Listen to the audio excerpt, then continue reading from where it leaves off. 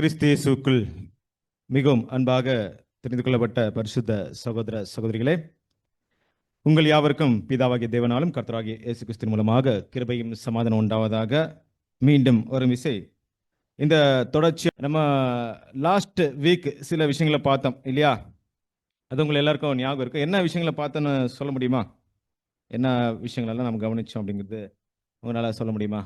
எந்த பகுதியை நம்ம பார்த்தோம், என்ன விஷயம் உங்களுக்கு புரிஞ்சுச்சு? ஓகே, அருமகதம்னா என்ன? என்ன? Okay, good. வேற என்ன கவனிச்சோம்?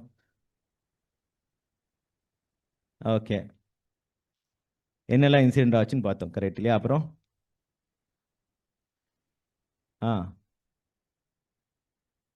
குட்.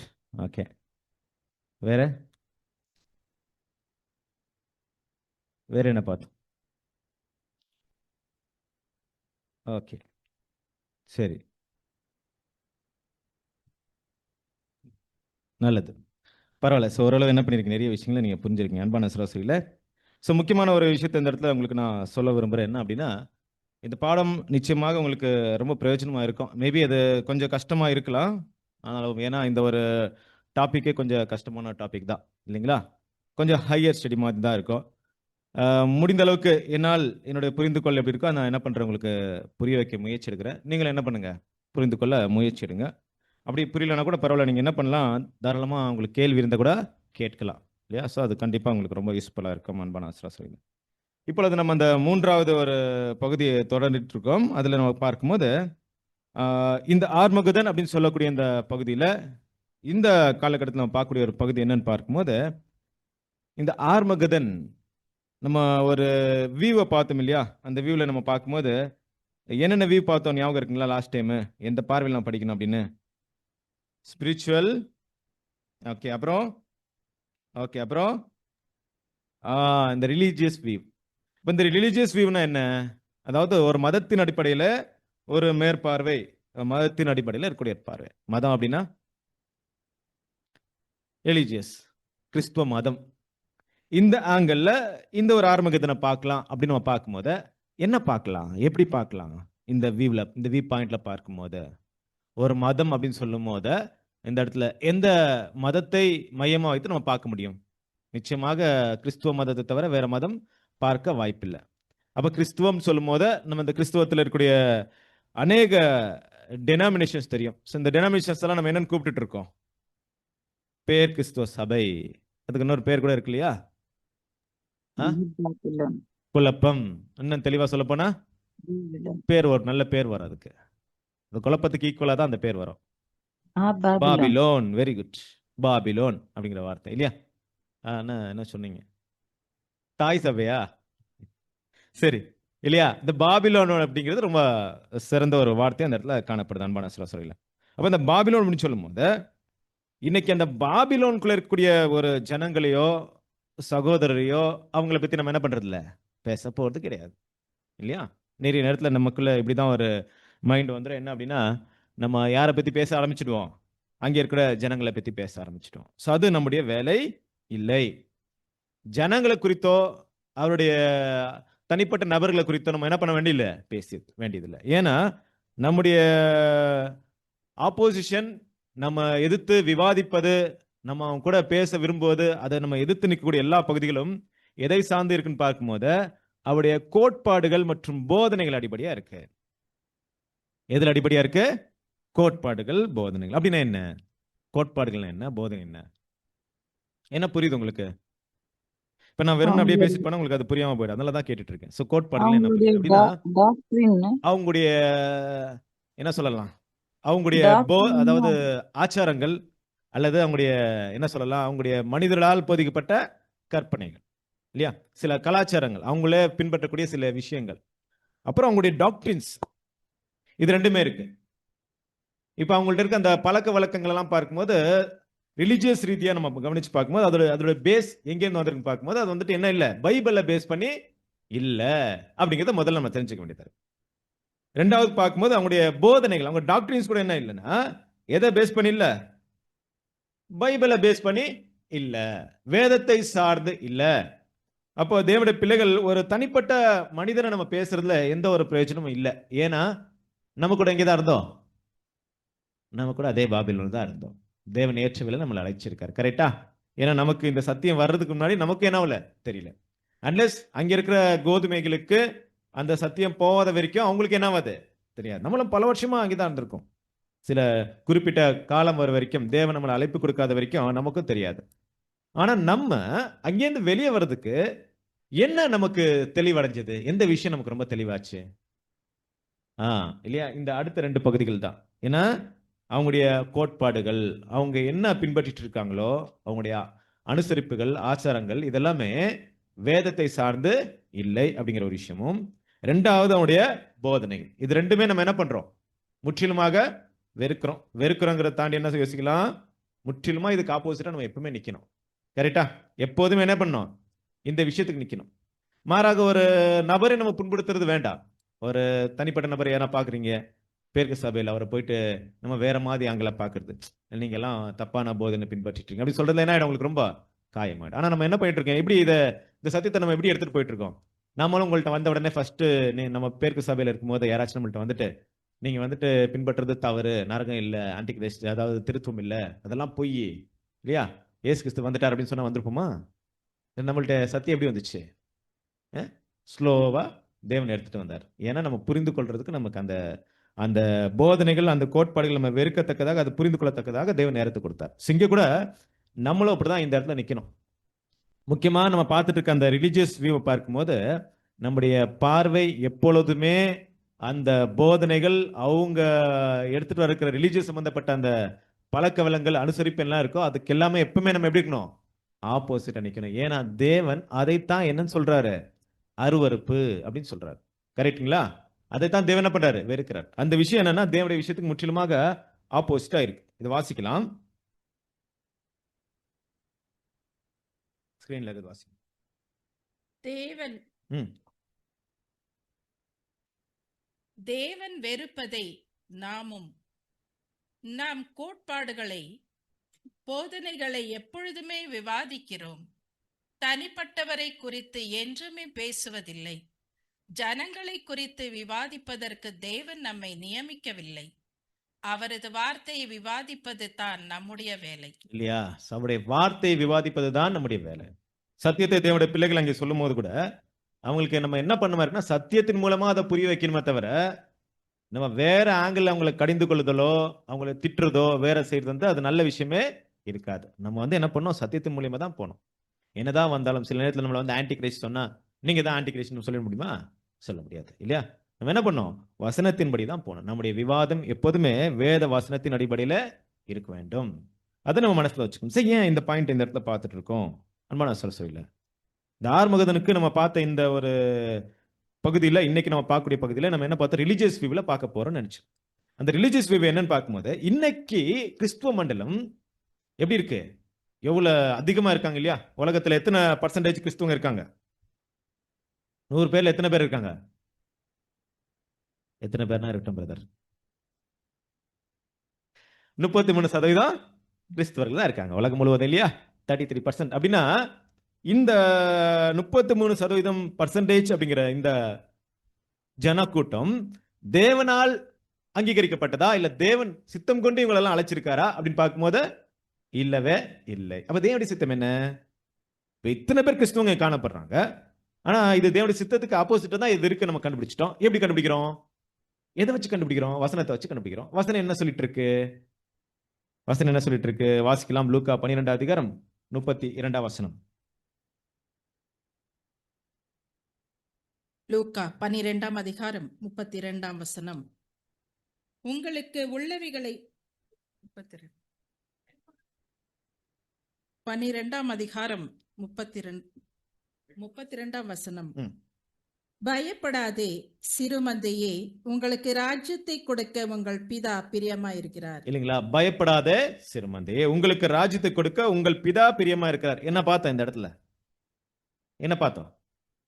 சிறு மந்தை. சபைன்னு சொல்லும்போது என்னதான்? சிறு மந்தை தான். தேவனுடைய பிளான்ல இருக்கக்கூடிய அந்த சபை பகுதி அது சிறு மந்தையா தான் என்ன இருக்கு? மாறாக என்ன இல்ல, ஒரு பெரிய கூட்டமாக இல்ல. எப்போதுமே தேவனுடைய திட்டத்துல இந்த பெரிய கூட்ட வரணுங்கிற பிளான் தேவனுக்கு இல்லவே இல்ல. மாறாக இந்த பெரிய கூட்டம் என்ன இருக்கு இந்த இடத்துல வந்திருக்கு. அது எதன் அடிப்படையில் வந்திருக்கு அப்படிங்கிறது கூட நம்ம நிறைய நல்லா தெரியும் இல்லையா?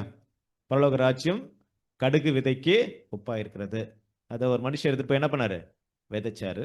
அது சகல மரங்களிலும் பெரிய மரமாகி ஆகாயத்தின் சகல விதமான பறவைகள் என்ன ஆச்சு? அதுல கூடு கட்டிடுச்சு இல்லையா? இதை தான் நம்ம பார்க்கும்போது இந்த ஒரு கடுகு விதைன்னு சொல்லக்கூடியது இந்த கிறிஸ்டியன் அமைப்புகள், அதாவது இந்த கடுகு அந்த மரங்கிறது என்னன்னா இந்த அமைப்புகள். இப்ப அந்த அமைப்புகள் பார்க்கும்போது எப்படி இருக்குன்னு பார்க்கும்போது இதுல அசுத்தமான சகலவித பறவைகள் என்ன இருக்குன்னா கூடு கட்டியிருக்குன்னு சொல்லும் போது தேவன் எதிர்பார்க்கிற அந்த ஃபெய்த் மேல இந்த சபைக்கு நிக்காம தன்னுடைய சுய நம்பிக்கையில என்ன பண்ணிட்டாங்க? சுயமான நம்பிக்கை போதனைகள் நிக்க ஆரம்பிச்சிட்டான். அப்ப தேவன் எப்போதுமே இந்த ஒரு கூட்டத்தை என்ன பண்ணிட்டு இல்ல, விரும்பிட்டு இல்ல. அப்ப ஆர்மகதன் அப்படின்னு சொல்லும் போது நம்ம தெரியும் இல்லையா? ஆர்மகதன் சொல்லும் போது லாஸ்ட் டைம் என்னன்னு பார்த்தோம்? என்ன அதுக்கு மீனிங் என்ன பார்த்தோம்? இல்லையா? அதுக்கு இன்னொரு அர்த்தம் கூட இருக்கு. என்ன அப்படின்னு பார்க்கும்போது அழிவின் மலை, மவுண்ட் ஆஃப் டெஸ்ட்ரக்ஷன் இல்லையா? ஆர்மகதன் அப்படின்னு சொல்லும் போது அதுக்கு என்ன இருக்கு? அழிவின் மலை அப்படிங்கிற ஒரு அர்த்தம் கூட இந்த இடத்துல இருக்கு. அப்படின்னா இந்த அழிவு, தேவனுடைய உக்கிர கோபம், தேவனுடைய ஜட்ஜ்மெண்ட் எல்லாமே என்னன்னு பார்க்கும்போது அன்பான சகோதரர்களே எதை அடிப்படை கொண்டிருக்கு அந்த விஷயம் அப்படின்னு பார்க்கும்போது எதை அடிப்படை கொண்டிருக்கு? தேவனுடைய கோபத்தை காட்ட போறார். அப்ப தேவனுடைய கோபத்தை எங்கே காட்ட போறாரு? உண்மையான சிறுமந்தையை தவிர யார் மேலேயும் காட்ட போறாரு? யார் மேலே காட்ட போறாரு? இந்த பேர் கிறிஸ்துவ சபை அமைப்புகள் மேலும் காட்ட போறார். இதுவும் இந்த அழிவுங்கிற பகுதியில வந்து நிக்க போகுது. ஆகையால் தேவனுடைய பிள்ளைகள் இந்த ஒரு பேர் கிறிஸ்துவ சபை அப்படின்னு சொல்லும் போது நம்ம நல்லா கவனிக்கணும். இந்த ஒரு பேர் கிறிஸ்துவ சபைன்னு சொல்லக்கூடிய அந்த அவங்களுடைய போதனைகளா இருக்கட்டும், அவங்களுடைய எல்லா விஷயங்களா இருக்கட்டும், அது வந்துட்டு தேவனுக்கு அருவருப்பா இருக்கு. ஆனா இந்த ஆர்மகத நித்தத்துக்கும் அந்த ஒரு பேர் கிறிஸ்துவ சபை அமைப்புகளுக்கு என்ன ஒரு சம்பந்தம் இருக்கு? என்ன சம்பந்தம் இருக்கு அப்படின்னு சொல்லும்போது நம்ம லாஸ்ட் டைம் அந்த வசனத்தை வாசிச்சோம். அதோடைய நம்முடைய ஆர்மகத யுத்தத்திற்கு ஒரு தலைப்பு வசனத்தை வாசிச்சோம் இல்லையா? என்ன வசனம்? எந்த வசனம்? வெளிப்படுத்தல் 16 அதிகாரம் 16 வசனம் வாசிங்க. வெளிப்படுத்தின விசேஷம் 16 அதிகாரம் 16 வசனம். அப்பொழுது எபிரேய பாஷையிலே அர்மகதோன் என்னப்பட்ட இடத்திலே அவர்களை கூட்டி சேர்த்தான். அர்மகதன் என்னும் இடத்திலே அவர்களை கூட்டி சேர்த்தான். யார் கூட்டி சேர்த்தது? வசனத்தை கவனிச்சுட்டு இருக்கோம்ல? வசனத்துல அப்பொழுது எபிரேய பாஷையிலே அர்மகதன் என்னப்பட்ட இடத்திலே அவர்களை கூட்டி சேர்த்தான். யாரு அப்படின்னா மேல ஏதோ இருக்கு. அதுக்கு யார் இருந்திருக்கலாம் கூட்டி சேர்க்கிற இந்த வேலை? இந்த பைபிள பாருங்க, பைபிள் ஓபன் பண்ணுங்க, பாருங்க, அங்கே கண்டுபிடிங்க பார்க்கலாம். 16 அதிகாரத்துல கூட்டி சேர்த்தான் அப்படின்னு சொல்லும் போது அவர் யாரா இருக்கலாம்? ஒரு பர்சனா இருக்கு இல்லையா? அதே நேரத்துல ஒரு ஆணா இருக்கணும். அப்ப அவர் கூட்டி சேர்த்தானா யார் கூட்டி சேர்த்திருக்கிறது? அந்த வசனத்துல யார் கூட்டி சேர்த்திருக்கலாம்? வாசிச்சிருக்கீங்களா பைபிள்ல? கொஞ்சம் மேல கீழே வாசிச்சு பாருங்க. மேல என்ன நடக்குது பாருங்க. 15ஆம் வசனம். 15ல வராது, 13ல வாசிச்சு பாருங்க. அப்பொழுது வலு சர்ப்பத்தின் வாயிலும். அங்கேயும் வராது. நீங்க மேல போங்க இன்னும் கொஞ்சம். 6ஆம் தூதன். இங்க வந்துருச்சு. என்ன வந்துருச்சு? யார் கூட்டி சேர்த்துட்டு இருக்குது? 6ஆம் தூதன். இப்ப இந்த 6ஆம் தூதன் வந்துட்டு யார் மூலியமா அனுப்பப்பட்டிருக்கு? இந்த 6ஆம் தூதன் யாரு என்னங்கிறதெல்லாம் நம்ம வரப்போற படங்களை பார்க்கலாம். இப்ப நம்ம அதை பார்த்துட்டு இல்ல, இங்க என்ன கொடுக்கப்பட்டிருக்கு அதை பார்த்துட்டு இருக்கோம். இப்ப இந்த 6ஆம் தூதன் போது யார் பக்கத்துல இருக்காரு? இவர் தேவனுடைய பட்சத்துல இருக்காரு இல்லையா? அப்படின்னா இந்த கூட்டி சேர்க்கிற வேலை யார் செஞ்சுட்டு இருக்கிறது? தேவன் தான் செஞ்சுட்டு இருக்காரு. கரெக்டா? டவுட் என்ன இருக்கா? நல்லா வசனத்தை கவனிக்கணும். அதனால சொல்றேன், அப்படி கேட்டனால என்ன ஒரு விஷயம் இருக்குன்னு அர்த்தம். நீங்க நல்லா கவனிக்கணும். இந்த ஒரு யுத்தத்தை கூட்டி சேர்க்கிற வேலை யாருடைய வேலை? மகாநாளின் யுத்தத்திற்கு இவங்களை கூட்டி சேர்க்கிற வேலை யார் பிளான் பண்ணி இருக்கிறது? ஆர்மகதன் யுத்தம் ஒண்ணு பண்ண நினைச்சது யாரு? தேவன் தான் இல்லையா? அதே நேரத்துல தேவன் இந்த யுத்தத்துக்கு கூட்டி சேர்க்க நினைக்கிற டைம்ல ஒருவேளை தேவன் என்ன பண்ற எல்லாரும் கூட்டி சேர்க்கிறார், அந்த பக்கம் இருக்கிறவங்க வரல அப்படின்னா யுத்தம் நடக்குமா? யுத்தம் நடக்க வாய்ப்பு இல்லை. அப்படின்னா எப்படி தேவன் வந்து சில கூட்டி சேர்க்கிற பிளான் வச்சுக்கிறது போல தவறான அமைப்புகளும் அந்த யுத்தத்துக்கு கூட்டி சேர்க்கணுங்கிற பிளான் என்ன பண்ணிருக்கணும்? கண்டிப்பா பண்ணிருக்கணும். அதுக்குரிய விடை வந்து அதே வசனத்துல இருக்கு. கண்டினியூ பண்ணுங்க. 16 அதிகாரம் அப்படியே வாசிச்சுட்டு வாங்க. 6ஆம் தூதன் அங்கிருந்து வாசிங்க. 12ஆம் வசனம். 12 மேல போக வேண்டாம், அப்படியே கீழே வாங்க. 13 வசனத்தை வாசி. அப்பொழுது வலு சர்ப்பத்தின் வாயிலும் மிருகத்தின் வாயிலும் கள்ள தீர்க்கதரிசியின் வாயிலும் இருந்து தன்னை தங்களுக்கு ஒப்பான 3 அசுத்த ஆவிகள் புறப்பட்டு வர கண்டேன். அவைகள் அற்புதங்களை செய்கிற பிசாசுகளின் ஆவிகள். அவைகள் பூலோகம் எங்குமுள்ள ராஜாக்களை சர்வ வல்லமையுள்ள தேவனுடைய மகா நாளில் நடக்கும் யுத்தத்திற்கு கூட்டி சேர்க்கும்படிக்கு புறப்பட்டு போகிறது. ஓகே, கரெக்ட்டுங்களா? புரிஞ்சதுங்களா உங்களுக்கு? கீழே வாசிச்சோம், அதே கீழே வாசனம். யார் இந்த யுத்தத்துக்கு கூட்டி சேர்த்துட்டு இருக்கிறது? ஆறாம் தூதன். ஏன் ஆறாம் தூதன் நான் சொல்லிட்டு புரியுதுங்களா உங்களுக்கு? ஏன்னா கீழே இருக்கிற வசனம் என்ன சொல்லிட்டு இருக்கு? அதுக்கப்புறம் 15 வசனத்துல 15 வசனம் வாசிங்க. இதோ திருடனைப் போல வருகிறேன். ம். தன் மானம் காணப்படத்தக்கதாக நிர்வாணமாய் நடவாதபடிக்கு விழித்துக் கொண்டு தன் வஸ்திரங்களை காத்துக் கொள்ளுகிறவன் பாக்கியவான். கண்டினியூ பண்ணுங்க. அப்பொழுது எபிரேய பாஷையிலே அர்மெகதோன் என்னப்பட்ட இடத்திலே அவர்களை கூட்டி சேர்த்தான். கூட்டி சேர்த்தான். சோ ஆறாம் தூதன் என்னெல்லாம் பிளான் பண்ணிட்டு இருக்கு? ஆறாம் தூதனுடைய அந்த ஒரு கலசத்தை ஊற்றும் போது என்ன நடக்குது அப்படிங்கிற எல்லா விஷயத்தை விவரிச்சுட்டு வந்து கூட்டி சேர்த்தான். இங்க போட்டுருச்சு. 14 வசனத்துல என்ன போட்டிருக்கு? 13 வசனத்துல என்ன போட்டிருக்கு? அந்த பிசாசின் ஆவிகள் அவைகள் பூலோகம் எங்கும் உள்ள ராஜாக்களை சர்வ வல்லமையுள்ள தேவனுடைய மகாநாளில் நடக்கும் யுத்தத்திற்கு கூட்டி சேர்க்கும்படிக்கு புறப்பட்டு போகிறது அப்படி சொல்லிட்டு இருக்கு. இப்ப யார் கூட்டி சேர்த்துட்டு இருக்குது? தேவனா இல்ல இந்த அசுத்த ஆவிகளா? சொல்லுங்க. புரியுதுங்களா உங்களுக்கு? குழப்பமா என்ன இருக்கா? ஒரு பக்கம் கூட்டி சேர்த்தான்னு இருக்கு, இன்னொரு பக்கம் கூட்டி சேர்க்க அந்த ஆவிகள் போனன்னு இருக்கு. என்ன இதனுடைய அர்த்தம்? ஓகே இல்லையா? நிச்சயமா நீங்க சொல்றதெல்லாம் கரெக்ட் தான். அதாவது தேவன் தான் இதை பிளான் வச்சிருக்காரு. தேவன் எப்படி பிளான் வச்சிருக்காருன்னா, தேவன் இதுக்கு ஜட்ஜ்மெண்ட் பண்ண பிளான் வச்சிருக்கும் போது தேவனுக்கு ஆப்போசிட்டா இருக்க அமைப்புகள் எப்படி நிக்குதுன்னா, நாங்களும் வரோம் வாங்க, நாங்களும் ரெடி. எதுக்கு? சண்டைக்கு. நீங்களா நாங்களா பாத்துடலாம், நாங்களும் சேர்க்கிறோம். நீங்களும் என்ன பண்ணுங்க, யுத்தத்துக்கு வாங்க, நாங்களும் வரோம் அப்படின்னு என்ன பண்றாங்க? இவங்களும் கூட்டி சேர்க்கிறாங்க. இப்ப என்ன வேணும்? இப்ப கூட்டி சேர்க்கணும்னு சொல்லும் போது ஒரு மிகப்பெரிய சக்தியாகிய தேவனுக்கு எதிர்த்து நிற்கும் போது இங்கேயும் பெரிய சக்தி வேணும் இல்ல? பவர் பெருசா இருக்கணும் இல்ல? இல்லைன்னா அந்த சக்தியை எதிர்க்க முடியுமா? அப்படின்னா இப்ப இங்க என்ன நடந்துட்டு இருக்கு அப்படின்னா, அந்த ஒரு 3 விஷயங்களை இங்க பேசிட்டு இருக்கு. 3 நபர் அல்லது 3 முக்கியமான ஒரு கருவிகள் இங்க பாக்குறோம். என்னென்ன பார்த்தோம்? Good good. சரி, 3 விஷயங்கள். இப்ப அந்த 3 பேர் வாயிலிருந்து என்ன வருதா? தவளைகளுக்கு ஒப்பான 3 அசுத்தாவிகள். என்ன இதோட அர்த்தம்? பேசிக் கிளாஸ் நம்ம இதெல்லாம் கேட்டிருப்போம் இல்ல? பேசிக் கிளாஸ் கண்டிப்பா ஆன்டிகிரைஸ்ட் சப்ஜெக்ட்ல கேட்டிருப்போம், வேற பாடங்களை கேட்டிருப்போம். என்ன இந்த ஒரு 3 அந்த 3 தவளைகளுக்கு என்ன எதை குறிச்சிட்டு இருக்கு?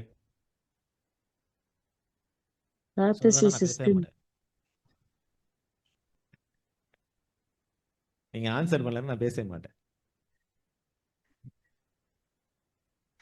சொல்லுங்க.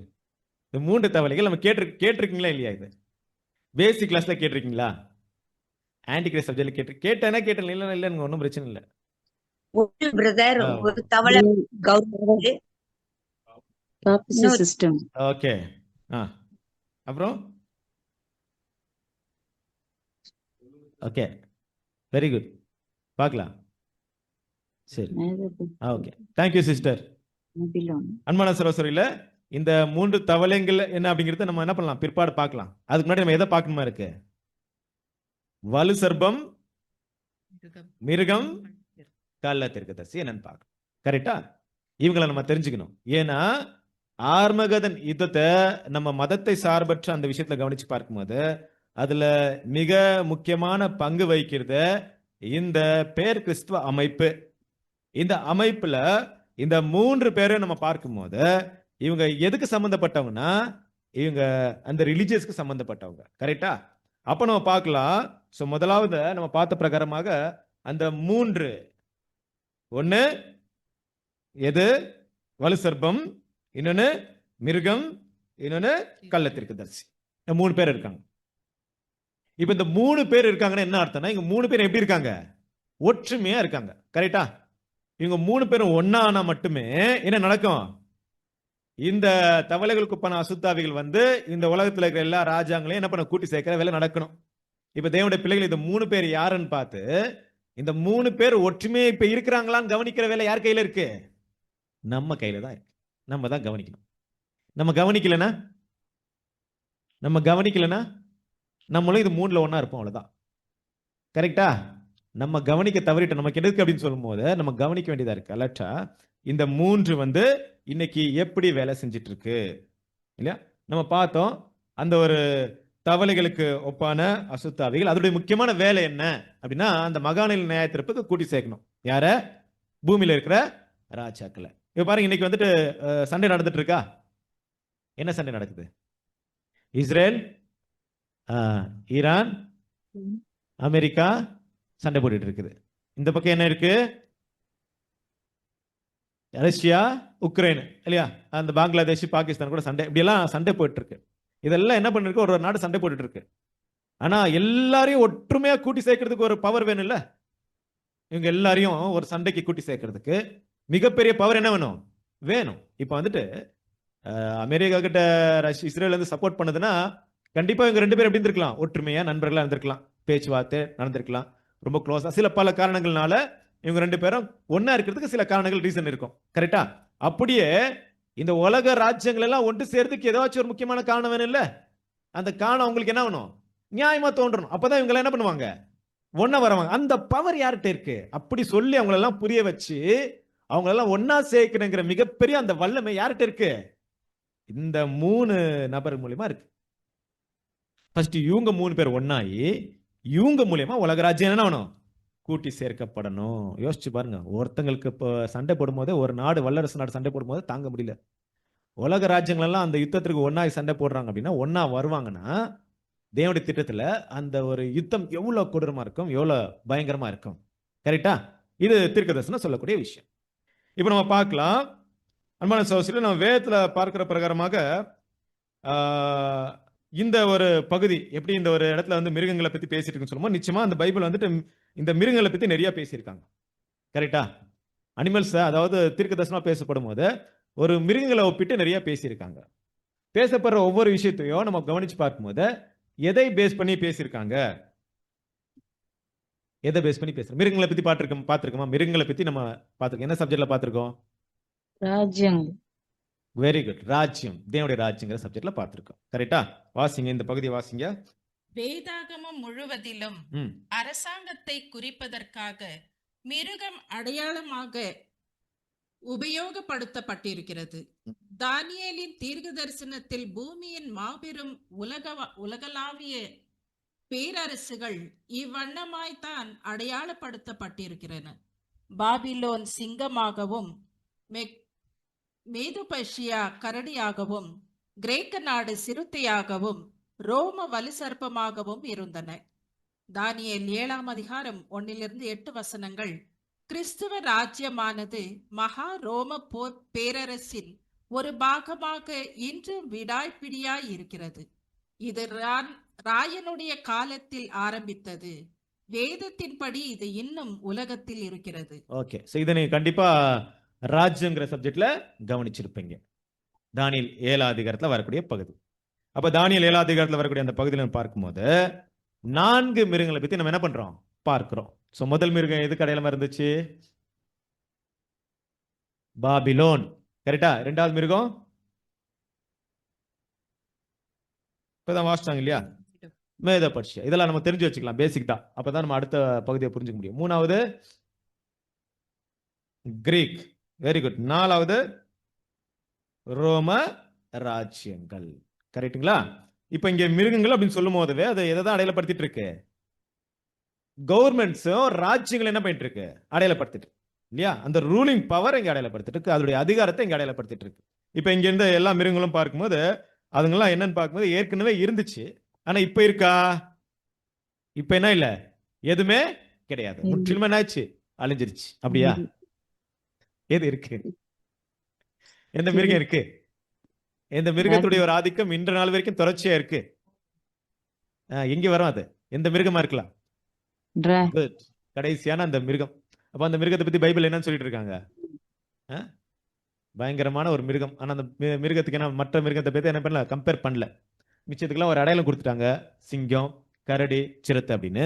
இதை பத்தி பேசும்போது என்ன பண்ணல, எந்த ஒரு அடையாளமோ கொடுக்கல இல்லையா? ஸ்டாப் ஆச்சு. ஸ்டாப் ஆச்சு. சரி,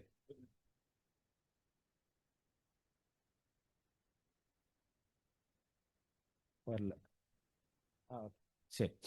அப்ப பார்க்கும்போது அன்பான சகோதரிகளே, சோ அதே ஒரு விஷயத்தை தான் நம்ம இங்க பார்த்துட்டு இருக்கோம். அந்த மிருகம்னு சொல்லும்போது இங்க கூட ஒரு 2 வித்தியாசமான விஷயங்களை பார்த்துட்டு இருக்கோம். இன்னொன்னு பார்த்துட்டு இருக்க மனுஷன் சொல்லிட்டு இருக்காங்க. அதாவது ஒன்னு வலு சர்ப்பம், இன்னொன்னு மிருகம். வெறும் மிருகம் சொல்லியிருக்காங்க. அது என்ன மிருகம்னு பார்க்கணும். மூணாவது என்ன இருக்கு? கள்ள தீர்க்கதரிசி. இது 3 பேரும் அங்க பேசிட்டு இருக்காங்க.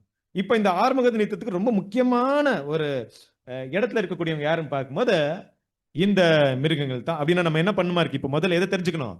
யார் இந்த 3 பேர்? இந்த 3 பேர் வந்து எதை அடையாளப்படுத்திட்டு இருக்கு? நம்ம கேட்டிருக்கலாம் அன்பான சகோதரிகளே. இப்ப நம்ம என்ன பண்ணலாம் அப்படின்னா அவருடைய தெளிவான விஷயத்தை என்ன பண்ணலாம் பார்க்கலாம். முதல்ல நம்ம என்ன பார்க்கலாம் அப்படின்னா அந்த வலு சர்ப்பம் வசனத்தை வாசிக்கலாம். வெளிப்படுதல் 16 அதிகாரம் 13 வசனம். வெளிப்படுத்தின விசேஷம் 16 அதிகாரம் 13 அப்பொழுது வலு சர்ப்பத்தின் வாயிலும் மிருகத்தின் வாயிலும் கள்ள தீர்க்கதரிசியின் வாயிலும் இருந்து தவளைகளுக்கு ஒப்பான 3 அசுத்தாவிகள் புறப்பட்டு வர கண்டேன். இல்லைங்களா? அப்பொழுது வலு சர்ப்பத்தின் வாயில். இப்ப முதலாவது நம்ம என்ன கவனிக்கணும்? வலு சர்ப்பம். சோ நீங்க வெளிப்படுதல கவனிச்சு பார்க்கும்போது நிறைய நேரங்களில் நம்ம வெளிப்படுதல்ங்கிறது எப்படின்னா இருக்குன்னா நிறைய பேர் புரிஞ்சுக்க ரொம்ப கஷ்டமான விஷயம். ஆனா இந்த கடைசி கால தீர்க்க தரிசனத்தையும் ஆர்மகதன் யுத்தத்துக்கு சம்பந்தப்பட்ட அநேக சத்தியங்களும் தேவன் எங்கே தான் வச்சிருக்காரு? அங்கேதான் வச்சிருக்கிறார். கரெக்டா? அப்ப வெளிப்படுதல்ங்கிறது முக்கியமா யாருக்கு தான் தேவன் எழுதி வச்சிருக்காரு? கடைசி கால சபை. ஆரம்ப கால சபைக்கு அது எழுதப்பட்டிருந்தாலும் அந்த காலத்தை எழுதப்பட்டிருந்தாலும் அது புரிந்து கொள்வதற்கான நேரம் அவங்களுக்கு இருக்கல. யாருக்கு தான் இருக்கு? நமக்கு தான் இருக்கு. நம்மளும் புரிஞ்சுக்கலன்னா நம்ம புரிஞ்சுக்கணும் இல்ல? வெளிப்படுதல் 1 அதிகாரம் 1 வசனம் வாசிங்க பைபிள்ல. வெளிப்படுதல் 1 அதிகாரம் 1 வசனம். வெளிப்படுத்தின விசேஷம் 1 அதிகாரம் 1 சீக்கிரத்தில் சம்பவிக்க வேண்டியவைகளை தம்முடைய ஊழியக்காரருக்கு காண்பிக்கும் பொருட்டு தேவன் இயேசு கிறிஸ்துவுக்கு ஒப்புவித்ததும் இவர் தம்முடைய தூதனை அனுப்பி தம்முடைய ஊழியக்காரராகிய யோவானுக்கு வெளிப்படுத்தினதுமான விசேஷம். கண்டினியூ பண்ணுங்க. இவர் தேவனுடைய வசனத்தை குறித்தும் இயேசு கிறிஸ்துவை பற்றிய சாட்சியை குறித்தும் தான் கண்ட யாவற்றையும் சாட்சியாக அறிவித்திருக்கிறார். இந்த தீர்க்க தரிசன வசனங்களை வாசிக்கிறவனும் கேட்கிறவர்களும் இதில் எழுதியிருக்கிறவைகளை கைக்கொள்ளுகிறவர்களும் பாக்கியவான்கள். பாத்தீங்களா? அப்ப இங்க என்ன சொல்லிருக்குன்னா இதை என்னவா இன்னொரு வாசிங்க. இதை வாசிக்கிறவர்களும் இந்த தீர்க்க தரிசன வசனங்களை வாசிக்கிறவனும். ஓகே, வாசிக்கிறவன் ஒண்ணு. அடுத்து கேட்கிறவனும் இதில் எழுதியிருக்கிறவைகளை கைக்கொள்ளுகிறவர்களும் பாக்கியவான்கள். இது எழுதியிருக்கிற கைக்கொள்ளுகிறவனும் பாக்கியவான்கள். அப்படின்னா இதுல என்ன எழுதியிருக்கு? இது எழுதியிருக்கிறது கைக்கொள்ளக்கூடிய விஷயங்கள் என்ன இருக்கு? இருக்கா இல்லையா? இல்லையா? அப்படின்னா அது ரொம்ப முக்கியமா இருக்கா இல்லையா? நமக்கு வெளிப்படுதல் நம்ம கவனிச்சுட்டு இருக்க இந்த பகுதியில வெளிப்படுதல் தான் இந்த டாபிக். இந்த ஆர்மகதன் யுத்தமே எங்கே தான் நம்ம எடுத்துட்டு இருக்கோம்? வெளிப்படுதல தான் நமக்கு அருமையான இந்த வசனம் கிடைச்சிட்டு இருக்கு. ஆக நமக்கு ஏதோ ஒரு விஷயம் இங்க என்ன பண்றாரு? தேவனு சொல்றார் இதை கை கொள்ளுங்க. இங்க கை கொள்ளக்கூடிய விஷயம் எதுல இருக்கு? வெளிப்படுதல் புத்தகத்துல இருக்கு. அதுலயும் நம்ம முதல்ல பார்த்தோம் இந்த ஒரு வெளிப்படுதல் யாருக்கு எழுதப்பட்டிருக்குன்னா கடைசி கால சபைக்கு என்ன பண்ணிருக்கு? எழுதப்பட்டிருக்கு. நமக்கு தெரியும் அப்போஸ்தலர்ல கடைசியாக இருந்த ஒரு அப்போஸ்தலர் யாரு? யோவான். கடைசியா மரிச்சார். அப்ப இங்க யோவானை யாரை ரெப்ரசென்ட் பண்றதா? கடைசி கால சபையை என்ன பண்ணிட்டு இருக்காரு? அடையாளப்படுத்திட்டு இருக்காரு. அப்படின்னா நிச்சயமாக இது வெறும் ஒரு ஹிஸ்டாரிக்கலா படிக்கிறது மட்டும் இல்ல. ஆரம்பகத்தின் யுத்தமா, எங்கேயோ நடக்கிற சண்டை, எங்கேயோ நடக்கிற பிரச்சனை இல்லையா, அங்கே பல ப்ராப்ளம்ஸ் எல்லாம் இருக்குது, இதை பத்தி எல்லாம் ஹிஸ்டாரிக்கலா பேச போறாங்க, இல்ல கணக்கெல்லாம் பேச போறாங்க. அப்படிங்கிறத தாண்டி வேற என்ன இருக்கு? ஏதோ விஷயம் இந்த ஒரு பாடங்கள் மூலியமா தேவன் நமக்கு என்ன சொல்றாரு? இதை நீங்க என்ன பண்ணணும்? ஃபாலோ பண்ணணும். அவசியமா? நிச்சயமா நமக்கு அவசியமா இருக்கு. ஆகையால் அதை தான் நம்ம இந்த இடத்துல பார்க்கிறோம். ஏன்னா அன்பான சகோதரர்களே, தேவன் எதை வெறுக்கிறார் அப்படிங்கிறத நம்ம கண்டுபிடிக்கல அப்படின்னா தேவன் எதை நேசிக்கிறாங்கிறது என்ன பண்ண முடியாது? கண்டுபிடிக்க முடியாது. ஆர்மகதன் யுத்தத்தை பத்தி நம்ம பேசும்போது தேவனுக்கு இவ்வளவு பெரிய கோபம் எதுக்கு அப்படின்னு நம்ம வரும்போது எந்த விஷயம் அவரை ரொம்ப கோபப்படுத்திருக்கு அப்படிங்கிற விஷயம் புரிஞ்சுக்கலன்னா அந்த விஷயத்தை நம்ம வாழ்க்கையில வராம பார்த்துக்கோ நமக்கு தெரியாம போயிடும். ஒருவேளை அது சிறிதளவா இருக்கட்டும் பெரிதளவா இருக்கட்டும் வந்தாலும் நம்ம தேவனுடைய பார்வையில் எப்படியா இருக்கும்? கோவப்படுறவர், தேவன் நம்ம மீது கோவப்படுற ஒரு காரியமா மாறிடும் இல்லையா? தேவன் நம்மளை வெறுக்கக்கூடிய காரியமா மாறிடும். அப்ப நம்ம கவனிக்கணும் இல்லையா? அதான் பாக்குறோம். இங்க என்ன பாக்குறோம்னா இந்த வலு சர்ப்பத்தை பத்தி பாக்குறோம். வலு சர்ப்பங்கிறது என்ன, என்னவா இருக்கலாம்? உங்கள் புரிந்து கொள்ளுதல் நீங்க என்ன புரிஞ்சிருக்க சொல்லுங்க. வலு சர்ப்பம் எதை அடையாளப்படுத்தலாம்? பாப்பசி சிஸ்டம். என்னவா இருக்கலாம்? சிஸ்டர் சொல்லுங்க ஆன்லைன்ல. டிராகன் பாப்பசி சிஸ்டம். Okay okay. அன்பான சகோதரிகளே, இந்த வலு சர்பம் இல்லையா, இது வந்துட்டு நம்ம வந்துட்டு நம்முடைய புரிந்து கொள்ளுதல் இல்லை. நம்ம ஒரு நம்ம என்ன ரீசர்ச் பண்ணியிருக்காங்களோ நம்ம அதுதான் இங்கே பேசிட்டு இருக்கோம். அப்படி ரீசர்ச் பண்ணியிருக்கணும் பேசும்போது கண்மூடித்தனமா அவங்க என்ன எழுதி வச்சுட்டாங்க அதை நம்ம கேட்கணுங்கிறது அவசியம் இல்லை. அது பொருந்துமா நம்ம யோசிக்கலாம். அது கரெக்டாக இருக்குமா என்ன பண்ணலாம் யோசிக்கலாம். இந்த வலு சர்பம் எதை அடையாளப்படுத்திருக்குன்னா, இதுக்கு முன்னாடி இந்த வலு சர்பத்தை பற்றி ஒரு இன்சிடென்ட் நடந்திருக்குது. வாசிங்க வெளிப்படுத்தல் 12 அதிகாரம் 16 வசனம். வெளிப்படுத்தின விசேஷம் 12 அதிகாரம் 16 வசனம். ம். பூமியானது ஸ்திரீக்கு உதவியாக தன் வாயை திறந்து வலு சர்ப்பம் தன் வாயிலிருந்து ஊற்றின வெள்ளத்தை விழுங்கினது. ஓகே, இது என்ன இன்சிடென்ட்? பைபிள்ல அதாவது வெளிப்படுத்தல பேசப்பட்டிருக்க இந்த இன்சிடென்ட். இது கூட நீங்க ஆன்டிகிரைஸ்ட் சப்ஜெக்ட்ல கேட்டிருக்கீங்க, இல்ல சர்ச் வேற பாடங்கள்ல கூட கேட்டிருப்பீங்க நீங்க. இது என்ன இன்சிடென்ட்? பூமியான அப்ப இந்த ஸ்திரீ யாரு? இந்த ஸ்திரீ யாரு? பேருக்கு சபையா இல்லையா? நல்லா யோசிப்பாங்க. இந்த ஸ்திரீ யாரு? இந்த ஸ்திரீக்கு வனாந்தரத்துக்கு போவதற்கு 2 கழுகுகளின் சிறகுகள் கொடுக்கப்பட்டிருக்கு. அதே நீங்க பகுதியில் வாசிக்கும் போது யார் இருக்கலாம் இந்த ஸ்திரீ? இந்த ஸ்திரீ சபை. அப்ப சபையை துன்புறுத்த அந்த அந்த ஒரு வாயில அந்த தண்ணியை வந்து விட்டது காரணம் என்ன? எப்படின்னா அந்த சபையை அழிக்கணும். அப்ப சபைக்கு ஆரம்ப கட்ட சபைக்கு ஆப்போசிட்டா இருந்த அந்த ஒரு அமைப்பு என்ன? இதெல்லாம் மைண்ட்ல வச்சுங்க. நம்ம இங்க பார்த்துட்டு இருக்கிறது வந்துட்டு இந்த மிருகமோ இந்த கள்ளத்திற்கதசியோ இந்த வலு சர்பமோ ஒரு பர்டிகுலர் நபரா பார்க்கல. மாறாக இது ஒரு அமைப்பு, இது ஒரு சிஸ்டம். என்ன சிஸ்டம் இது? எந்த அமைப்பா இருக்கலாம்? அப்போ வலு சர்பத்தை பத்தி நிறைய விஷயங்கள் இங்க பேசப்பட்டிருக்கு. அதை வச்சு தான் நம்ம கவனிக்கணும். ஏன்னா இப்ப நான் ஓவரால் சும்மா அப்படி சொல்லிட்டு போயிடுவேன் உங்களுக்கு வலு சர்பனா இதுதான் அப்படின்னு. ஆனா நம்ம வந்து அதை அனலைஸ் பண்ண வேண்டியதா இருக்கு. பாருங்க சிஸ்டர் வந்துட்டு அதுக்கு என்ன சொன்னாங்க? போப்பல் சிஸ்டம் சொன்னாங்க. நம்ம அது இல்ல சிஸ்டர் அப்படின்னு சொல்லணும்னா கூட, ஆமான்னு சொல்லணும்னா கூட நமக்கு என்ன இருக்கணும்? தெளிவான விஷயங்கள் இருக்கணும். நமக்கு நம்ம புரிந்து கொள்ள கரெக்டா இருக்கணும். நம்ம எஸ் ஆர் நோ சொல்றதுக்கு ரீசன் கரெக்டா இருக்கணும். என்னவா இருக்கலாம் இந்த வலு சர்பம்? இந்த வலு சர்பம் சிவில் கவர்மெண்ட் அல்லது அப்போது இருக்கக்கூடிய அந்த ரோமன் கவர்மெண்ட்ஸ் இல்லையா? இப்பொழுது கூட இதே கவர்மெண்ட்ஸ் தான் இருக்கு. அதுதான் மேல சொல்லியிருக்காங்க. அப்ப இது எதை குறிக்குதுன்னா, இது சிவில் கவர்மெண்ட்ஸை குறிக்குது. எதை குறிக்குது? சிவில் கவர்மெண்ட் என்ன இல்லையா? இப்ப நம்ம ஒன்று சொல்றோம்னா நமக்கு அது தெரியணும், இல்லைன்னா அது நமக்கு என்னன்னு புரியாது. இப்ப இந்த சிவில் கவர்மெண்ட் எதை அடையாளப்படுத்து? எதுக்கு? என்ன சிவில் கவர்மெண்ட் என்ன அர்த்தம் உங்களுக்கு புரிந்து கொள்ளுதல சொல்லுங்க. சிவில் கவர்மெண்ட் என்ன? ஆர்மி. என்னங்க சிஸ்டர்? ஆர்மி. ஆர்மி. ஓகே, அவங்க ஆர்மின்னு சொல்றாங்க. வேற வேற என்ன? அரசியல். ஓகே, சிவில் கவர்மெண்ட்னா வேற ஒண்ணும் இல்ல, இப்போது இருக்கக்கூடிய கவர்மெண்ட் அமைப்புகள். எந்த அமைப்பு இந்த ஒரு ரிலிஜியஸ் சப்போர்ட்டிவா நிக்குதோ அந்த ஒரு பவர் அத்தாரிட்டி தான் இங்க பாக்குறோம். தமிழ்ல இதை வாசிக்க முடியுதா? பாருங்க, வாசிங்க. குடிமை அதிகாரம் அல்லது குடிமை அரசாங்கம் என்பது ஒரு அரசு அதன் குடிமக்களின் சார்பாக இராணுவ பிரிவுகள் இராணுவ சட்டம் மூலம் சட்டம் மற்றும் ஒழுங்கை செயல்படுத்துவதை தவிர மத அதிகாரம், எடுத்துக்காட்டாக நியதி கட்டம் சட்டம் மற்றும் மத சார்பற்ற அதிகாரத்திலிருந்து வேறுபடும் நடைமுறை செயல்படுத்தலாகும். ஓகே இல்லைங்களா?